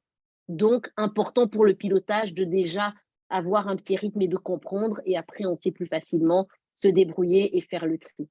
Ça reste Parfait. artificiel. Merci pour la réponse à la question de Jérôme. C'est vrai que c'est le sujet du moment, hein, l'intelligence artificielle. On en entend parler tous les jours et il te remercie d'ailleurs, Jérôme, dans le chat. On vous a posé du coup la petite question de savoir, selon vous, ce qu'est le social selling, dur à dire. Hein. Je vais afficher vos réponses. Certains disent que c'est de la vente via son réseau. D'autres disent, voilà, la démarche de vente sur les réseaux ou encore de l'inbound marketing. Là, on utilise les grands termes via les réseaux sociaux. C'est quoi l'inbound marketing, Alexandra, pour les non-initiés? J'ai envie de dire, de manière très simple, c'est une manière où on va démarrer avec du contenu pour pouvoir, grâce à ce contenu, attirer finalement une cible et la convertir. J'ai vraiment envie de nous limiter à ça. Donc, c'est une démarche, on se base sur un contenu pour pouvoir attirer de la cible. Et alors, on a une autre réponse qui vient d'arriver, c'est faire des relations via les réseaux sociaux. Donc, voilà un petit peu pour ce qu'est le social selling. N'hésitez pas à continuer à apporter vos réponses. Hein. Le WooClap reste ouvert, ou à nous dire dans l'onglet discussion, si vous avez perdu le feed. Alexandra, on va se poser la question maintenant de c'est quoi finalement l'art du social selling, et tu vas répondre à la question finalement qu'on leur pose, c'est qu'est-ce que c'est? Je vois qu'on a encore une réponse qui vient d'arriver, c'est vendre mieux via nos contacts qui nous font de la pub en diffusant, j'imagine, nos contenus, nos publications, pardon, développer une identité de marque. J'aime beaucoup. Ah, j'aime beaucoup. Tu diras On finalement, est dans le bon. mais on est dans le très bon même. Hein. On est dans le très bon. Je sens que c'est la crème de la crème. On a un très bon public aujourd'hui. Ah oui, clairement, vraiment. Mais écoute, j'aime beaucoup ce que je lis parce que c'est vrai que souvent on aime mystifier cette définition de social selling. Mais là, j'ai envie de dire, pour vraiment faire simple, pour moi, le social selling, ce sera vraiment l'art de pouvoir développer une marque, de se positionner comme expert, ok, au niveau des réseaux sociaux. Donc, qui dit social selling, en règle générale, va bien souvent, alors on va dire la pratique a démarré avec LinkedIn, mais pour moi, elle peut même être élargie jusqu'à Facebook. Simplement, on ne va pas faire son social selling de la même manière sur tous les réseaux sociaux, parce que chaque réseau a un petit peu, on va dire, ses petits codes, hein, oui, voilà, ses petits codes, sa manière de fonctionner, et si on ne respecte pas le code, amende. C'est ça, au fait, le truc. Donc, qui dit social selling voudrait dire je veux être visible. Pour être visible, qu'est-ce que je dois faire? Vous l'avez dit, je dois construire une identité de marque. Mais cette identité, comment doit-elle être? Elle doit être forte, elle doit être crédible. Qui dit identité forte et crédible voudrait simplement dire je dois me positionner comme un expert. Lorsqu'on parle de mon domaine d'activité, dans ma région, pour ne pas être un peu trop, hein, voilà, dans ma région par exemple, ou en tout cas en Belgique, j'aimerais pouvoir être vite perçue comme une alternative et une alternative de choix qui apporte de la valeur. Donc, c'est un peu la réponse que j'ai envie de t'apporter, Adrien. Mais de ce que j'entends, et puis je analyse aussi les réponses de notre public, on parle beaucoup de réseaux sociaux, etc., créer une identité de marque, etc. Est-ce que finalement, c'est ce qu'on appelle du community management, tout ça? Non, je dirais que ce n'est pas tout à fait la même chose, tu vois, parce qu'en règle générale, il faudra bien identifier deux choses. Le community management, c'est quelque chose que je peux confier à une tierce personne et lui dire, écoute, je cherche, on va dire, une personne experte, une tierce personne, et je lui demande, j'aimerais juste avoir, je veux dire, j'aimerais que tu animes mes réseaux, donc j'aimerais juste être visible. Il n'y a pas un objectif de vente, c'est juste question d'animer une communauté en postant régulièrement. Là, ça n'a pas besoin d'être moi. Il suffit que je donne 2-3 photos, on se met d'accord sur un calendrier éditorial, that's it et OK. Le social selling, ce n'est pas quelque chose qu'on peut sous-traiter. C'est quelque chose qu'on fait soi-même. Ce qui voudrait dire que pour ce faire, on a besoin d'être un professionnel quand je dis de la vente, il n'y a pas besoin d'avoir une grosse spécialisation en vente. Non, de son métier au fait. Hein. Donc, on doit être un professionnel de son métier. On va utiliser les réseaux sociaux. Ce n'est pas juste une question d'animation. Là, on doit vraiment être dans de l'écoute, du partage, entrer en contact. Pourquoi? Parce que dans le social selling, on est conscient que au travers de cette interaction, on veut essayer de générer des ventes. Donc, finalement, on a des objectifs de vente qui sont à peu près définis. On ne va pas venir en disant achetez tel produit, faites sinon. On ne le fera jamais parce que sinon, on tue ce qu'on est en train de faire. Par contre, de manière détournée, on va suffisamment apporter du contenu, hein, vous l'avez dit, suffisamment apporter du contenu, suffisamment, on va dire, conseiller, suffisamment en tout cas apporter de la valeur que pour se positionner comme un expert dans le domaine et finalement être contacté pour dire, tiens, nous avons tel ou tel, on aimerait bien. Dans le social selling, dans cette interaction, j'en parlais tout à l'heure dans les bonnes pratiques, ça consistera justement à ne pas être isolé. Je dois rejoindre mes confrères, je dois interagir avec eux, je peux, peut-être pas repartager leur post, mais je peux en tout cas interagir, liker. Pourquoi? Parce que c'est de finalement montrer que là où il y a les grands, là où il y a ceux qui sont dans l'action, j'ai mon mot à dire, j'ai quelque chose à rajouter, j'ai finalement une pierre à porter à l'édifice. Je sais que je m'emballe quand je parle de ces sujets-là. Donc, on voit que tu aimes bien, c'est un sujet qui te passionne, mais c'est bien de travailler avec des gens passionnés. Je suis certain que tu transmets ta passion à notre audience. Je vois Roxane qui nous dit finalement, social selling égale storytelling aussi, hein, un petit peu. J'adore, c'est ça. Tu racontes une histoire. Mais ce n'est pas une histoire en mode blabla, bullshit, non te concernant toi. Tu racontes une histoire et dans cette histoire, on le verra tout à l'heure, tu dois, peut-être, oui, est-ce que j'en parle? Je ne sais pas, mais oralement même, je pourrais le clarifier. Dans cette histoire, parce que finalement, tu dois avoir une stratégie même de contenu. Dans cette histoire que tu racontes, le gros, ce sera une histoire qui parle à la problématique de ton public cible, aux bénéfices qu'ils recherchent, aux avantages que tu peux leur apporter. Mais ils ont aussi besoin d'avoir ce qui te passionne, ce qui te booste, ce qui te botte professionnellement. Et ils ont besoin également d'avoir une information sur qui tu es, par exemple. En gros, il y aura toute une série de choses. Et oui, effectivement, elle a raison, Roxane, c'est du storytelling, l'art de bien raconter une histoire et pas seulement de faire rêver, mais d'apporter surtout de la valeur aux personnes, leur donner des rendez-vous qui leur donneront envie de revenir sur notre page et d'interagir avec nous.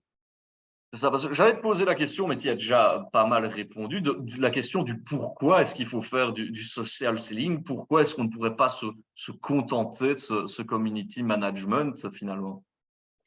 Écoute, Adrien, j'ai envie de dire, aujourd'hui plus que jamais, la vente a beaucoup évolué, de toute façon. Mais surtout, notre acheteur a un profil qui s'est un peu plus complexifié.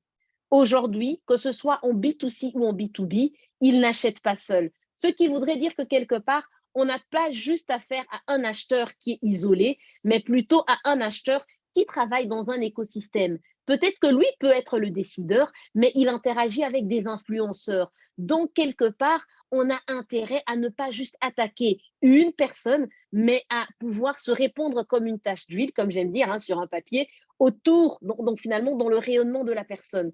Et le social selling, c'est vraiment une manière, on va dire, très subtile, très naturelle, de pouvoir garder le lien.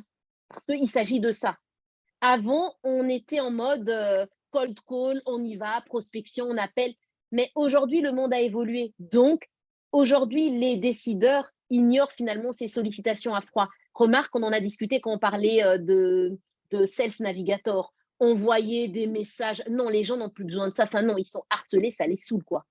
Eux ont besoin de vous retrouver dans l'algorithme, de voir que, tiens, vous êtes intéressant, finalement, limite de faire le choix de s'abonner à vos pages pour avoir de l'information sur vous. Tu voulais réagir, je pense, avant que je ne dise quelque chose. Non, justement, j'allais rebondir sur ce que tu disais, c'est que finalement, c'est vrai que maintenant, on est dans une logique de dire, si on reçoit quand on se fait un prospecter par téléphone ou même ici, tout simplement dans LinkedIn, c'est que on se dit, tiens, c'est aberrant, on fait encore ça, etc. Enfin, c'est fou, finalement, quel est ce travail à l'ancienne, mais c'est finalement parce que les comportements, nos méthodes, nos moyens digitaux, etc., tout ça a évolué. Oui, exactement. Ils ont beaucoup évolué, ce qui voudrait dire que si à un moment donné, nous, on ne fait pas évoluer notre manière d'interagir, on ne vient pas avec une approche plus humaine. Pour moi, l'approche humaine, c'est vraiment non pas de montrer, parce que pour moi, les appels, on va dire les appels, les messages un peu trop directs, tout ce qu'on veut, c'est vraiment je m'intéresse à toi parce que quelque part, tu vas rapporter à mon portefeuille. Non. Le social selling, c'est justement l'inverse. C'est vraiment une approche où on veut dire, je m'intéresse à toi, je t'apporte du contenu, je t'apporte de la valeur, et après seulement si tu es intéressé, on va parler business. Finalement, c'est ça. Il faut savoir déjà donner un petit peu finalement. Il faut Ah ben accepter oui. de donner avant. Ah mais moi, la loi du donner et du recevoir, je suis vraiment une grande adepte et j'aime à dire finalement, tout ce qui reste en se disant, oui, mais qu'est-ce que je donne si je dis tout et la concurrence, arrêtons, on n'invente plus le fil à couper le beurre, ok, l'eau chaude est déjà existante, il n'y a plus de très très grosses nouveautés. C'est vrai qu'on a finalement des ADN qui nous sont propres, mais qui dit ADN, un ADN n'est pas duplicable quelque part. Donc, n'hésitez pas à donner en bonne intelligence, sans trop tout dévoiler, mais suffisamment de matière. Faites-les déguster de manière à leur donner envie de revenir avec pour finalement qu'ils consomment le lourd, quoi. Finalement, donnez-leur l'apéro s'il faut. Il n'y a pas de problème, offrez l'apéro parce que vous savez qu'après, il y a vraiment le plat de consistance qui attend, quoi, et qui sera du lourd. Belle comparaison. Et pour rebondir sur notre menu du soir, deuxième slide de ce webinaire, Jérôme qui nous vient avec une question toujours aussi pertinente et poussée. Est-ce qu'il y a une différence entre social seller, pour le coup, Et social media manager, voire stratège digital. Enfin, c'est vrai qu'il y a beaucoup de noms de postes comme ça. Ouais. Est-ce qu'il y a une différence? Mais moi, j'ai envie de dire, social media manager, c'est un peu comme community manager. On est vraiment dans ça. On gère des comptes, des pages réseaux sociaux, mais on n'est pas dans la dimension. Au fait, j'ai envie de dire, le social selling, c'est pas une page d'entreprise qu'il a fait vivre. C'est des individus qui font du social selling. Donc finalement, c'est vous, c'est votre image, c'est votre personne qui font ce social selling-là. Par contre, du social media management, vous pouvez la sous-traiter et demander à quelqu'un d'autre de le faire. Donc, ce n'est pas forcément, vous pouvez le faire, ce n'est pas un problème, mais ce n'est pas forcément lié à votre identité propre, à votre personne. Je vous donne par exemple notre cas. Nous, on a une page institutionnelle où il y a toute une série de posts qui se font, c'est animé. La responsable com, ben elle s'occupe de faire du social media management, du community management. Et ça se passe très bien. On valide ensemble son calendrier éditorial. Maintenant, je valide même plus parce que voilà, on définit la stratégie digitale justement, sur quoi on veut communiquer, qu'est-ce qui a du sens, et je la laisse faire. Par contre, le social selling, je le fais avec ma page à moi propre. Et dans ma page à moi propre, avec mon compte, qu'est-ce que je fais? Il y a un contenu où j'apporte de la valeur. Il y a finalement un repartage de ce qu'on fait sur les pages institutionnelles de la boîte. Donc, vraiment, grosse distinction. Hein. Vraiment, c'est une distinction qui est importante. Ce n'est pas les mêmes métiers. Personne ne fera le social selling à votre place. C'est vraiment le Roxane porteur vient du quand même compléter que finalement, les métiers du web, ils se superposent de plus en plus. Les marketeurs deviennent de vrais couteaux suisses, comme toi. Ah ben oui. Mais c'est vrai qu'effectivement, aujourd'hui, on dissèque tellement, on perfectionne tellement et on est obligé aujourd'hui, effectivement, de pouvoir avoir quand même une vue un peu plus 360, un peu plus large pour ne pas vite être dépassé et rester aussi intéressant pour ses clients et même pour soi-même. On ne peut pas juste se dire, je ne fais que non. Effectivement, il y a beaucoup d'overlap, beaucoup de chevauchements dans les différents médias, enfin, différents métiers du web. On l'a dit, les comportements, ils ont évolué. Est-ce qu'on sait voir quels sont ces nouveaux comportements? Quels sont les traits finalement de ces nouveaux comportements sur lesquels on doit s'attarder? Ben, écoute, oui, j'ai envie de dire qu'il y a plusieurs évolutions. Vous avez compris, j'aime bien 3, le trio gagnant, hein, toujours 3, voilà. Donc, je ne vais pas vous noyer. Et donc, Adrien, je propose de voir finalement 3 évolutions assez, pour moi, pertinentes ou du moins parlantes par rapport au comportement de nos consommateurs. Tout d'abord, aujourd'hui, plus que jamais, notre client cible, notre prospect, il est digital.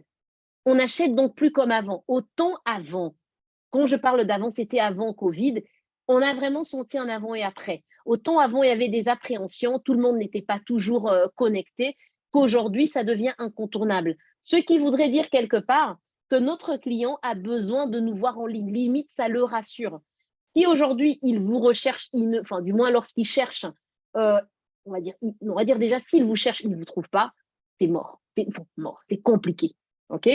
Si quelque part, il recherche un petit peu dans ce métier, tiens, je rechercherais bien on va dire quoi? Donne-moi un métier, tiens, Adrien, parce que j'arrête pas de dire coiffeur, on va croire que je les favorise. Allez, des bouchers. Ben voilà, je cherche un boucher sur Braine-l'Alleud, par exemple. Mais s'il cherche, il ne vous trouve pas, c'est très compliqué parce que là, il est en train de préparer son achat.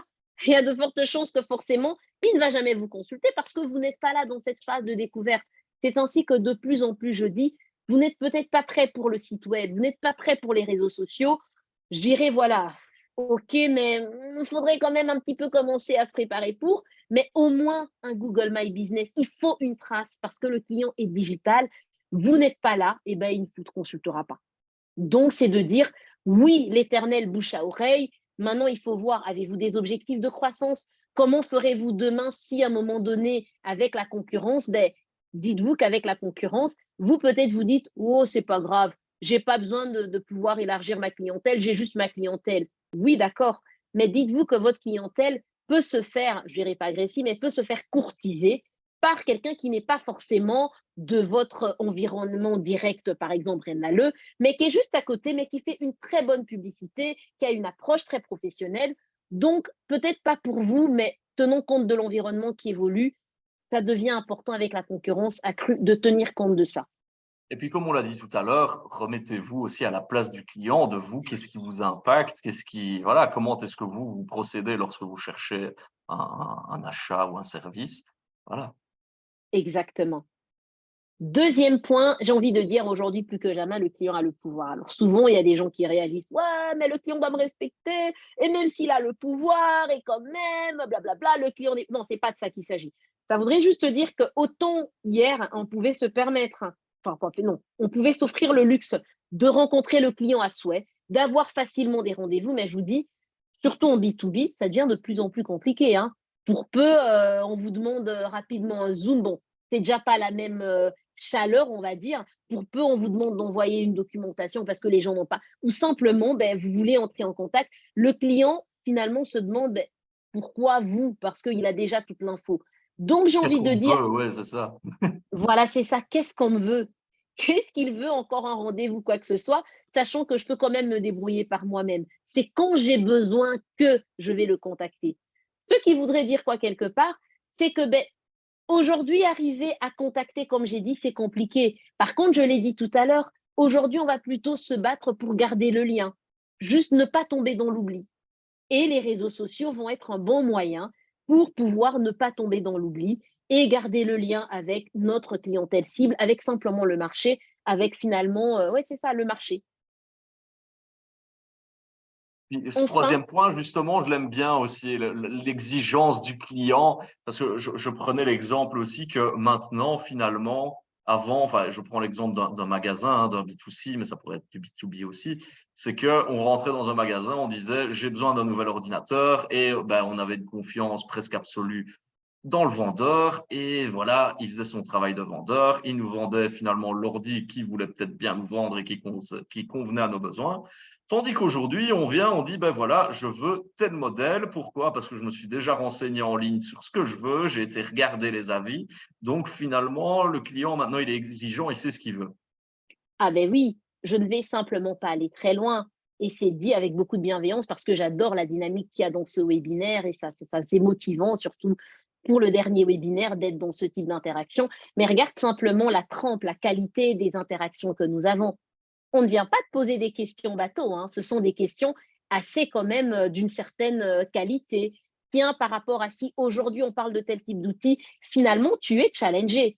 Ce qui voudrait dire que si tu ne viens que pour, allez, je parle du webinaire, maintenant on repart dans ton exemple qui était excellent, tu veux simplement ne parler que du produit, c'est compliqué. Les gens ont besoin, ils viennent, ils ont la capacité de pouvoir glaner l'information, de pouvoir eux-mêmes se former. Si à un moment donné, tu ne leur apportes pas un plus, pourquoi veux-tu qu'ils viennent chez toi? Pourquoi veux-tu qu'ils te contactent? Donc, il y a toute cette problématique de cette valeur ajoutée. Être capable de se dire, OK, ils vont se produire, mais ce qu'il a en plus, c'est que lui, il peut en plus m'aider à me donner du conseil sur tac, tac, tac, tac.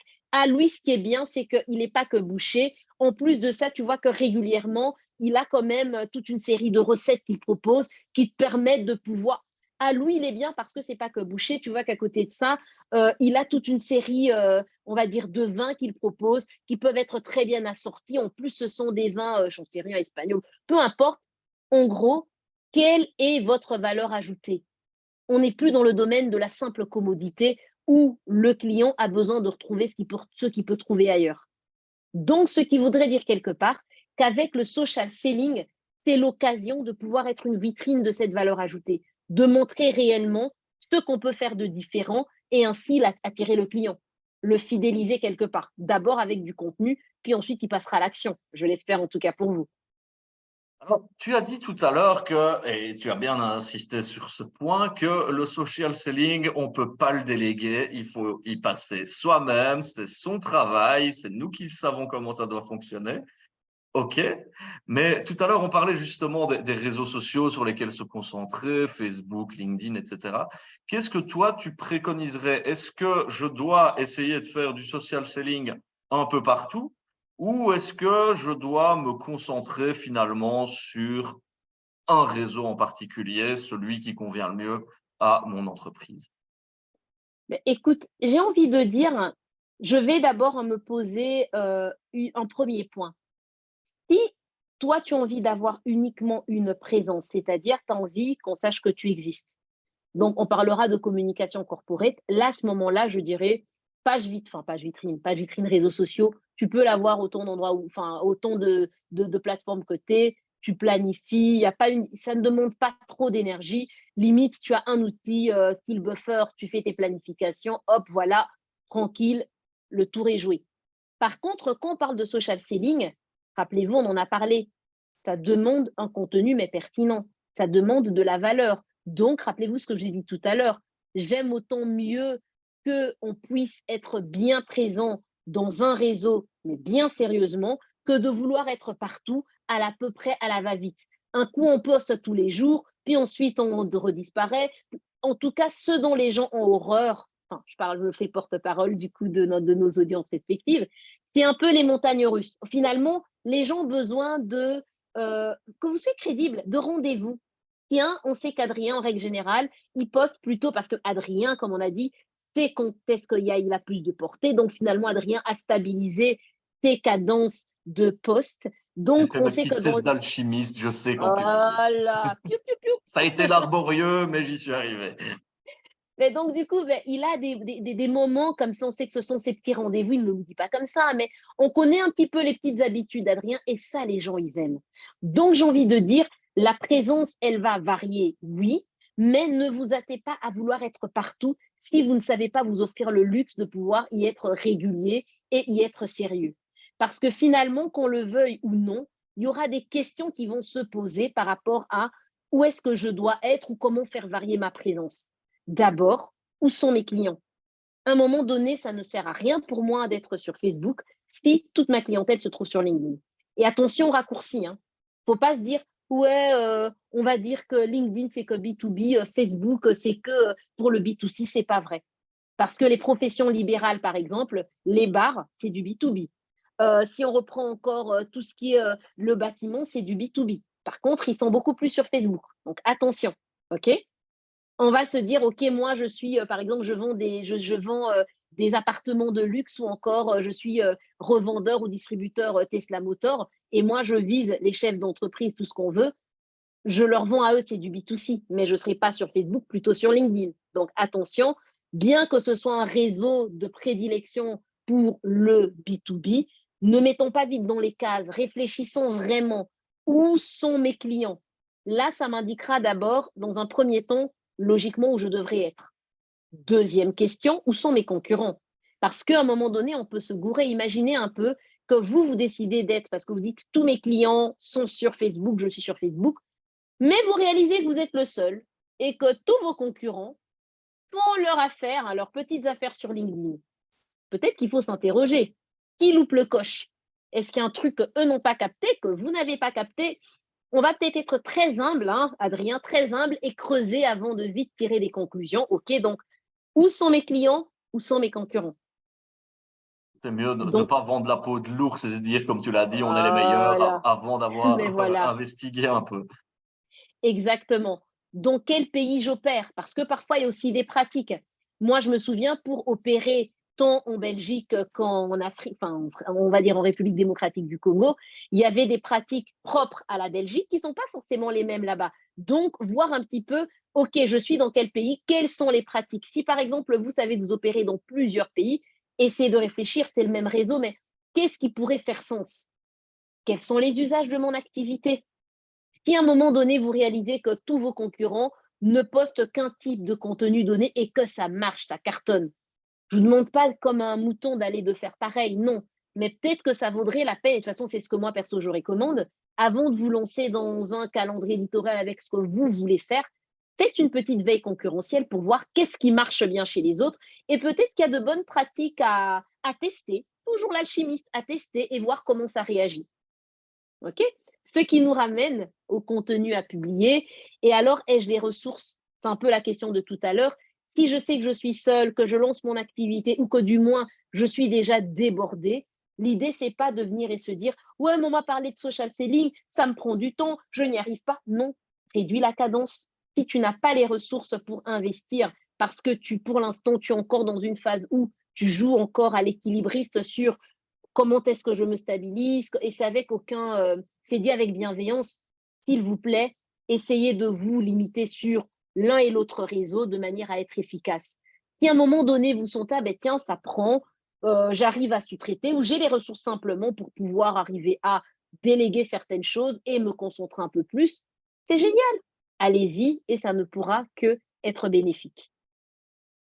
Avant d'aborder les évolutions, hein, notre dernière partie, il y a quelques petites, voilà, des petites questions, des petites remarques aussi.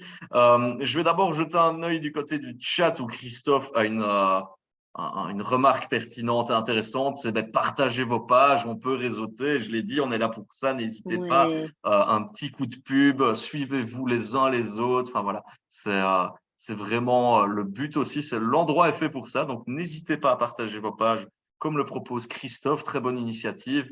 Pierre nous dit, c'est un marathon, rien ne sert de faire tout, mais soyez passionnés et restez vous-même. Au rang des questions, on a Jérôme qui vient toujours, hein, maintenant on prend l'habitude de Jérôme, qui vient avec des questions très pertinentes et très poussées. Il dit déjà merci pour tous les éclairages. Hein. Les réseaux sociaux sont en effet primordiaux. Il pense, mais il se trompe peut-être qu'on peut les utiliser pour vendre même de l'inspiration, storytelling, mais jusqu'à un certain point.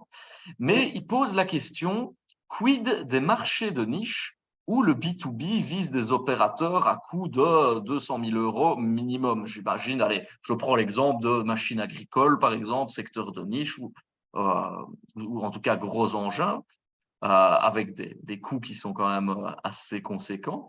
Est-ce qu'à ce moment-là, les réseaux sociaux, mais allez, hormis LinkedIn Ads et Google Ads, sont toujours pertinents? Est-ce qu'une page Facebook, ça en vaut vraiment la peine? Et deuxième question, est-ce que tu as des recommandations, des plateformes de réseautage professionnel justement pour ces marchés un peu plus de niche? Déjà, j'ai envie de dire, et c'est vraiment pertinent, Jérôme, merci pour ta présence, enfin, je me permets de le tutoyer, ou votre présence en tout cas, dans ce webinaire, comme tous les autres d'ailleurs, parce que c'est très intéressant, c'est ça qui donne un peu de vie finalement à tout ce qu'on est en train de dire. Très concrètement, c'est clair que pour des marchés de niche, j'ai envie de dire, social selling, oui, mais peut-être une présence. De toute façon, la présence, elle contribue toujours à rassurer. Par contre, je dirais oui, effectivement, des plateformes de réseautage professionnel peuvent être intéressantes. Maintenant, je préfère toujours ne pas raconter de bêtises. Oui, je connais telle ou telle plateforme. Non, tapez carrément plateforme réseautage professionnel, vous mettez le secteur d'activité. Il n'y en a pas qu'une, il y en a tellement beaucoup. Et vous essayez de voir ce qui va ressortir. Parce que c'est vrai qu'à certains niveaux, on va dire, de budget, ça ne se joue plus à un ou deux postes qu'on fait. Là, ça devient quand même autre chose. Donc, on va dire que le réseau social va plus être là pour rassurer, juste montrer un minimum de visibilité. Donc, je dis oui, je suis d'accord avec… Vas-y, je t'en prie. Non, je te laisse conclure. Voilà, donc je dis oui, effectivement, par rapport à certains marchés, toujours en bonne intelligence. Hein, rien ne dit quelque part que… là, on parle du social selling, c'est vraiment considérer ce webinaire comme une boîte à outils. Donc, il y a des choses qui, certains vont peut-être se dire, moi, c'est la partie sur l'entonnoir de vente qui me parle un peu plus. Certains, non, moi, c'est les bonnes pratiques. J'ai une vraie prise de conscience sur les bonnes pratiques sur les réseaux sociaux. Certains, ce sera la partie social selling.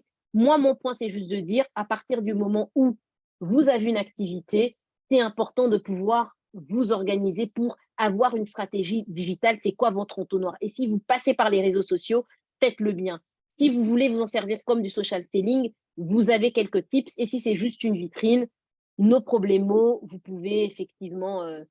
Alors, je vois Adrien, donc j'envoie l'envoi de newsletter sur les niches, d'où importance exact. Elle a répondu elle-même. Toujours le challenge. J'allais revenir sur la remarque de Roxane voilà. aussi, qui nous envoie beaucoup de remarques assez pertinentes dans le chat. Hein, je le lis pour tout le monde, hein, si tu me permets, Alexandra, que finalement, c'est travailler le fichier d'adresse mail pour les niches, envoyer des newsletters, et d'où cette fameuse importante de récolter des adresses mail sur les prospects, le premier contact. Oui. Et qu'on le veuille ou non, du coup, rien de mieux finalement que de pouvoir peut-être pénétrer certaines corporations, être dans des business clubs. Finalement, là, on retombe dans les canaux classiques de prospection, de réseautage, qui finalement vont nous permettre de pouvoir récolter nos carnets, nos cartes de visite, récolter des leads, finalement les inclure dans nos bases de données et avancer. Alors, je vois aussi qu'on a une autre question qui était tombée dans l'onglet de Céline qui, à mon avis, peut-être nous a rejoint en cours de route ou n'était pas attentive à la question de tiens, est-ce que l'usage du hashtag est-il vraiment pertinent en une phrase, Alexandra? Est-ce que tu peux répéter ce qu'on a dit tout à l'heure? L'importance finalement de ces hashtags, est-ce qu'ils servent encore? Alors, un petit moment. Parce que du coup, allô, allô, Adrien. Oui, oh, tu es toujours là. Nous sommes toujours là. Nous ne t'avons pas perdu. Alors là, un petit moment, juste le temps de reconnecter mes écouteurs. Ah, ben bon. Les Un petit moment, joies. Adrien. Pas de souci, on patiente et je vous invite à faire justement, c'était Christophe qui nous avait proposé cette initiative de partager vos pages. Alors, Dans le chat, je vois qu'il y en a quelqu'un qui nous dit justement un photographe me serait bien utile. Diane qui nous dit hydrofolie.be. un petit moment. Et alors, on a Juste un petit moment. Frédéric. Ouais, pas de souci, Alexandra, on t'attend. Moi, j'aime bien du Voilà. hashtag photographe à suivre. Je te laisse le lead, Alexandra. Voilà. Donc, excuse-moi parce que j'ai eu un petit challenge avec mes écouteurs. Donc, du coup, je pense que tu as pu rebondir pour Céline ou tu souhaites que je complète ou c'est bon? Non, Tout je est n'ai sous pas contrôle. rebondi. J'ai Ah, lu, très bien. j'ai lu Super. les remarques dans le chat. Enfin, voilà, le petit Génial. réseautage qui est en train de se Top, top, faire top. assez chouette dans le chat. Mais oui, Ah, c'est génial. toi l'experte. Je te permets de Super. rebondir sur la Super. question du hashtag. Ben, écoute, Céline, on est en train justement de dire, jusqu'à preuve du contraire, ça reste pertinent, mais ça n'a plus la même pertinence d'antan. Avant, on était tous en mode hashtag, en mettre un maximum. Je me souviens, moi, quand je faisais mes posts, oulala, mais j'en mettais mais vraiment une flambée, quoi, une dizaine, vingtaine. Parce qu'au plus tu en mettais, on se disait, c'est pas mal. Mais justement, ça a été pas mal revu avec l'algorithme qui ne fait qu'évoluer. Et on avait cette réflexion de dire, ben, finalement, aujourd'hui, ça se joue entre 3, 4, en tout cas, Jérôme même citait, mentionné le maximum de 7, à voir. Mais ce qui est sûr, en tout cas, nous, de notre côté, on est bien conscient lorsqu'on donne des formations, lorsqu'on accompagne, et même dans nos propres postes à nous-mêmes, on essaye de limiter à ne pas dépasser 4, parce qu'au moins tu en mets, au mieux c'est finalement par rapport à l'algorithme. C'est plus le truc, c'est plus le critère ou du moins l'élément le plus pertinent. Voilà. Et en tout cas, cette question de Céline a le mérite de m'offrir une transition assez facile parce que justement, on parle de l'algorithme qui change tout le temps. Tout à l'heure, Jérôme est venu avec la question des outils d'IA. Finalement, tout ça, et c'est pas nouveau, est en perpétuelle évolution. À quoi on doit s'attendre dans le futur? Mais écoute, je pense que on a un petit peu parcouru un peu tout ça, hein. On voit très bien que l'intelligence artificielle, Jérôme l'a souligné tout à l'heure, intègre finalement les réseaux sociaux, notre manière de pouvoir communiquer, de les gérer, oui, c'est ça, de les gérer, de générer des contenus, de pouvoir simplement les planifier. Finalement, notre gestion des réseaux sociaux, l'automatisation qu'on peut en faire, finalement, ça nous offre un peu plus de confort. Donc aujourd'hui, ce qui est sûr, arriver à se dire je ne fais que de l'organique, ça pourra avoir ses limites et ça a déjà ses limites. Lorsque j'en parle, c'est uniquement pour vous encourager à maîtriser au fait on va dire la bête pour après atteindre un rythme de croisière et gagner en performance. Aujourd'hui ou demain, on va dire, c'est que de plus en plus, on ira vers de la personnalisation avancée. Donc, ce qui voudrait dire qu'il ne s'agira pas que ce soit, et là je vais au-delà du réseau social, de juste être dans je balance un emailing comme ça, c'est général, c'est standard, voilà, hop, j'envoie un email comme on le fait avec Sales Navigator, c'est bon, non. Les gens ont besoin de ce contact, de cette dimension d'humanité, parce qu'on est suffisamment que digital que pour vouloir être dans de la personnalisation avancée. Qu'est-ce que j'entends par là?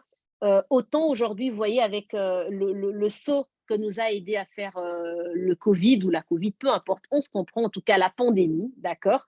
On comprend vite qu'aujourd'hui, on a retrouvé, on veut bien de l'outil digital, mais on comprend l'essentiel et la pertinence de maintenir l'humain au centre.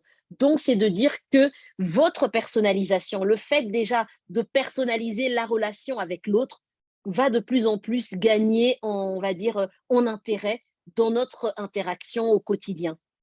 Ce qui nous amène à cette expérience client améliorée, Qui dit expérience client améliorée, ça va être à tous les niveaux. Arriver à proposer un contenu percutant, un contenu intelligent, un contenu qui est intéressant. Finalement, une valeur qui ne va pas juste être au niveau du contenu, mais même de la manière dont on déploie les choses. Et alors, finalement, si je dois résumer tout ce que je dis en un mot, c'est quelque part, oui, on fait de la vente en B2B en ligne, mais l'humain reste essentiel, donc on doit continuer à le mettre en avant. D'où justement cette question de storytelling dont parlait Roxane, dont on a eu à rebondir. C'est finalement raconter une histoire. Quelle histoire voulez-vous raconter? Et c'est cette histoire qui fera la différence et qui mettra en avant votre plus-value et j'espère vous générera pas mal de ventes en ligne. C'était Adrien, le mot de la fin. Merci pour cette belle conclusion sur l'avenir, finalement, de quoi demain sera fait. C'est jamais difficile, enfin, c'est jamais facile, pardon, de savoir de exactement. quoi demain sera fait, mais Ouais. voilà, tu nous as donné un élément de réponse. Je t'invite à passer le slide suivant pour remettre voilà, le petit QR code, parce que on a une petite tradition dans ces webinaires, c'est de finalement, on s'évalue, on aime bien avoir un petit bulletin Oui, hein. de fin de webinaire pour savoir si celui-ci vous a plu, s'il a répondu à vos questions. Je vais partager mon écran où on vous demande tout simplement un petit sondage, est-ce que vous avez acquis de nouvelles compétences au cours de cet atelier? Alors pour l'instant, c'est 100% de oui, tant mieux, n'hésitez pas. Et puis parfois, si par hasard, on a un petit nom qui vient se mettre, c'est toujours bien de rappeler les bases. Je dis de toute façon, voilà, un petit refresh ne fait jamais de mal. Donc voilà, et je vais mettre la question ici qui elle est plus complète que la première. Voilà, vous devez noter de 1 à 5 cette petite formation, tout simplement, l'expertise. Est-ce que le son était bon, le rythme, la longueur? Enfin voilà, dites-nous un peu, on aime toujours bien avoir un feedback de notre travail. Sandra vous a mis aussi dans le chat si vous avez des questions qui vous viennent dans les prochains jours, une seule adresse mail, info@digitalcommerce.be.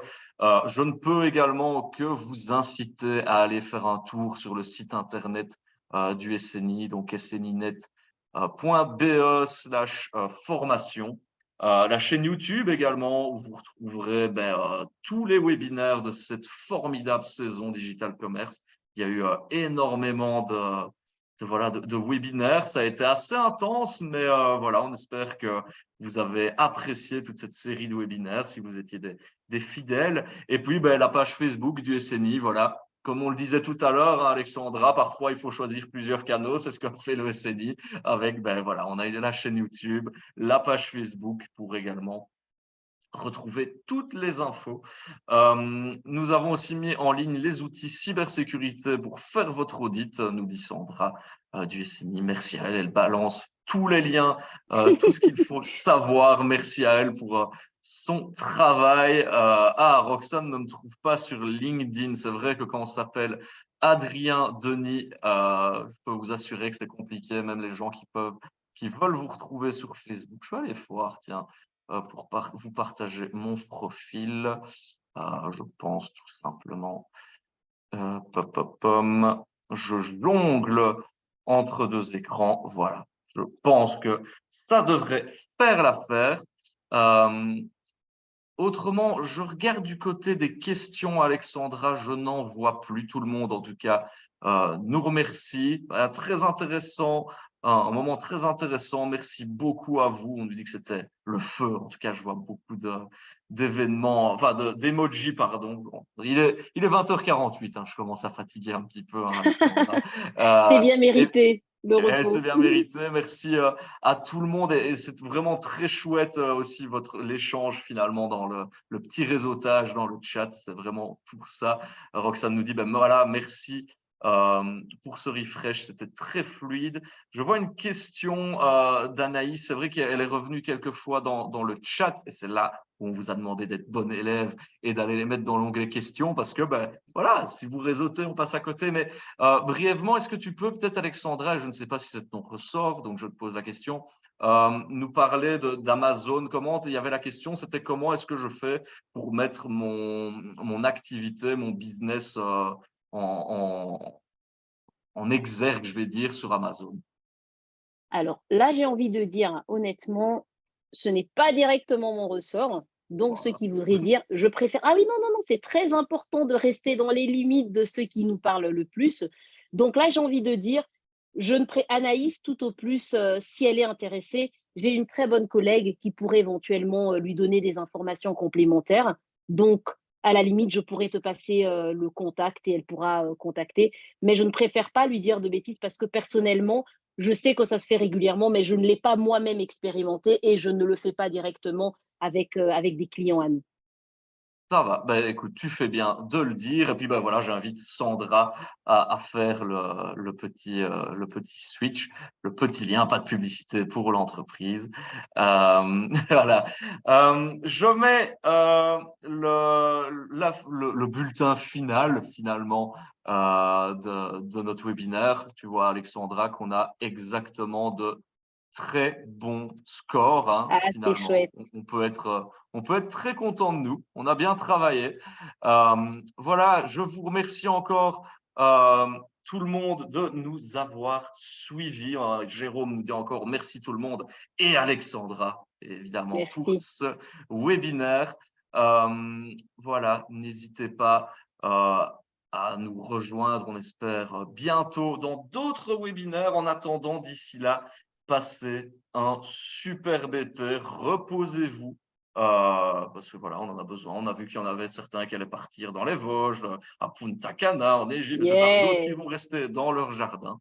Voilà, dans tous les cas, profitez-en pour faire ce que vous aimez, vous reposer. Et voilà, que demander de plus finalement? Exactement. Parfait. Allez, Alexandra, encore un grand merci pour ta spontanéité, ta bonne humeur. C'était vraiment un grand plaisir de faire ce webinaire avec toi. Je pense que tu as communiqué tout cela et finalement ton envie de faire du social selling et de la vente en B2B à nos spectateurs. Mais merci à toi, Adrien. C'était vraiment un plaisir de pouvoir partager ce plateau avec toi. Et c'était juste excellent et top, top, top comme expérience. Merci au Et SNI. à refaire, du coup, une prochaine fois. Bonne soirée à toutes et à tous. Et voilà, à bientôt. À bientôt. Au revoir.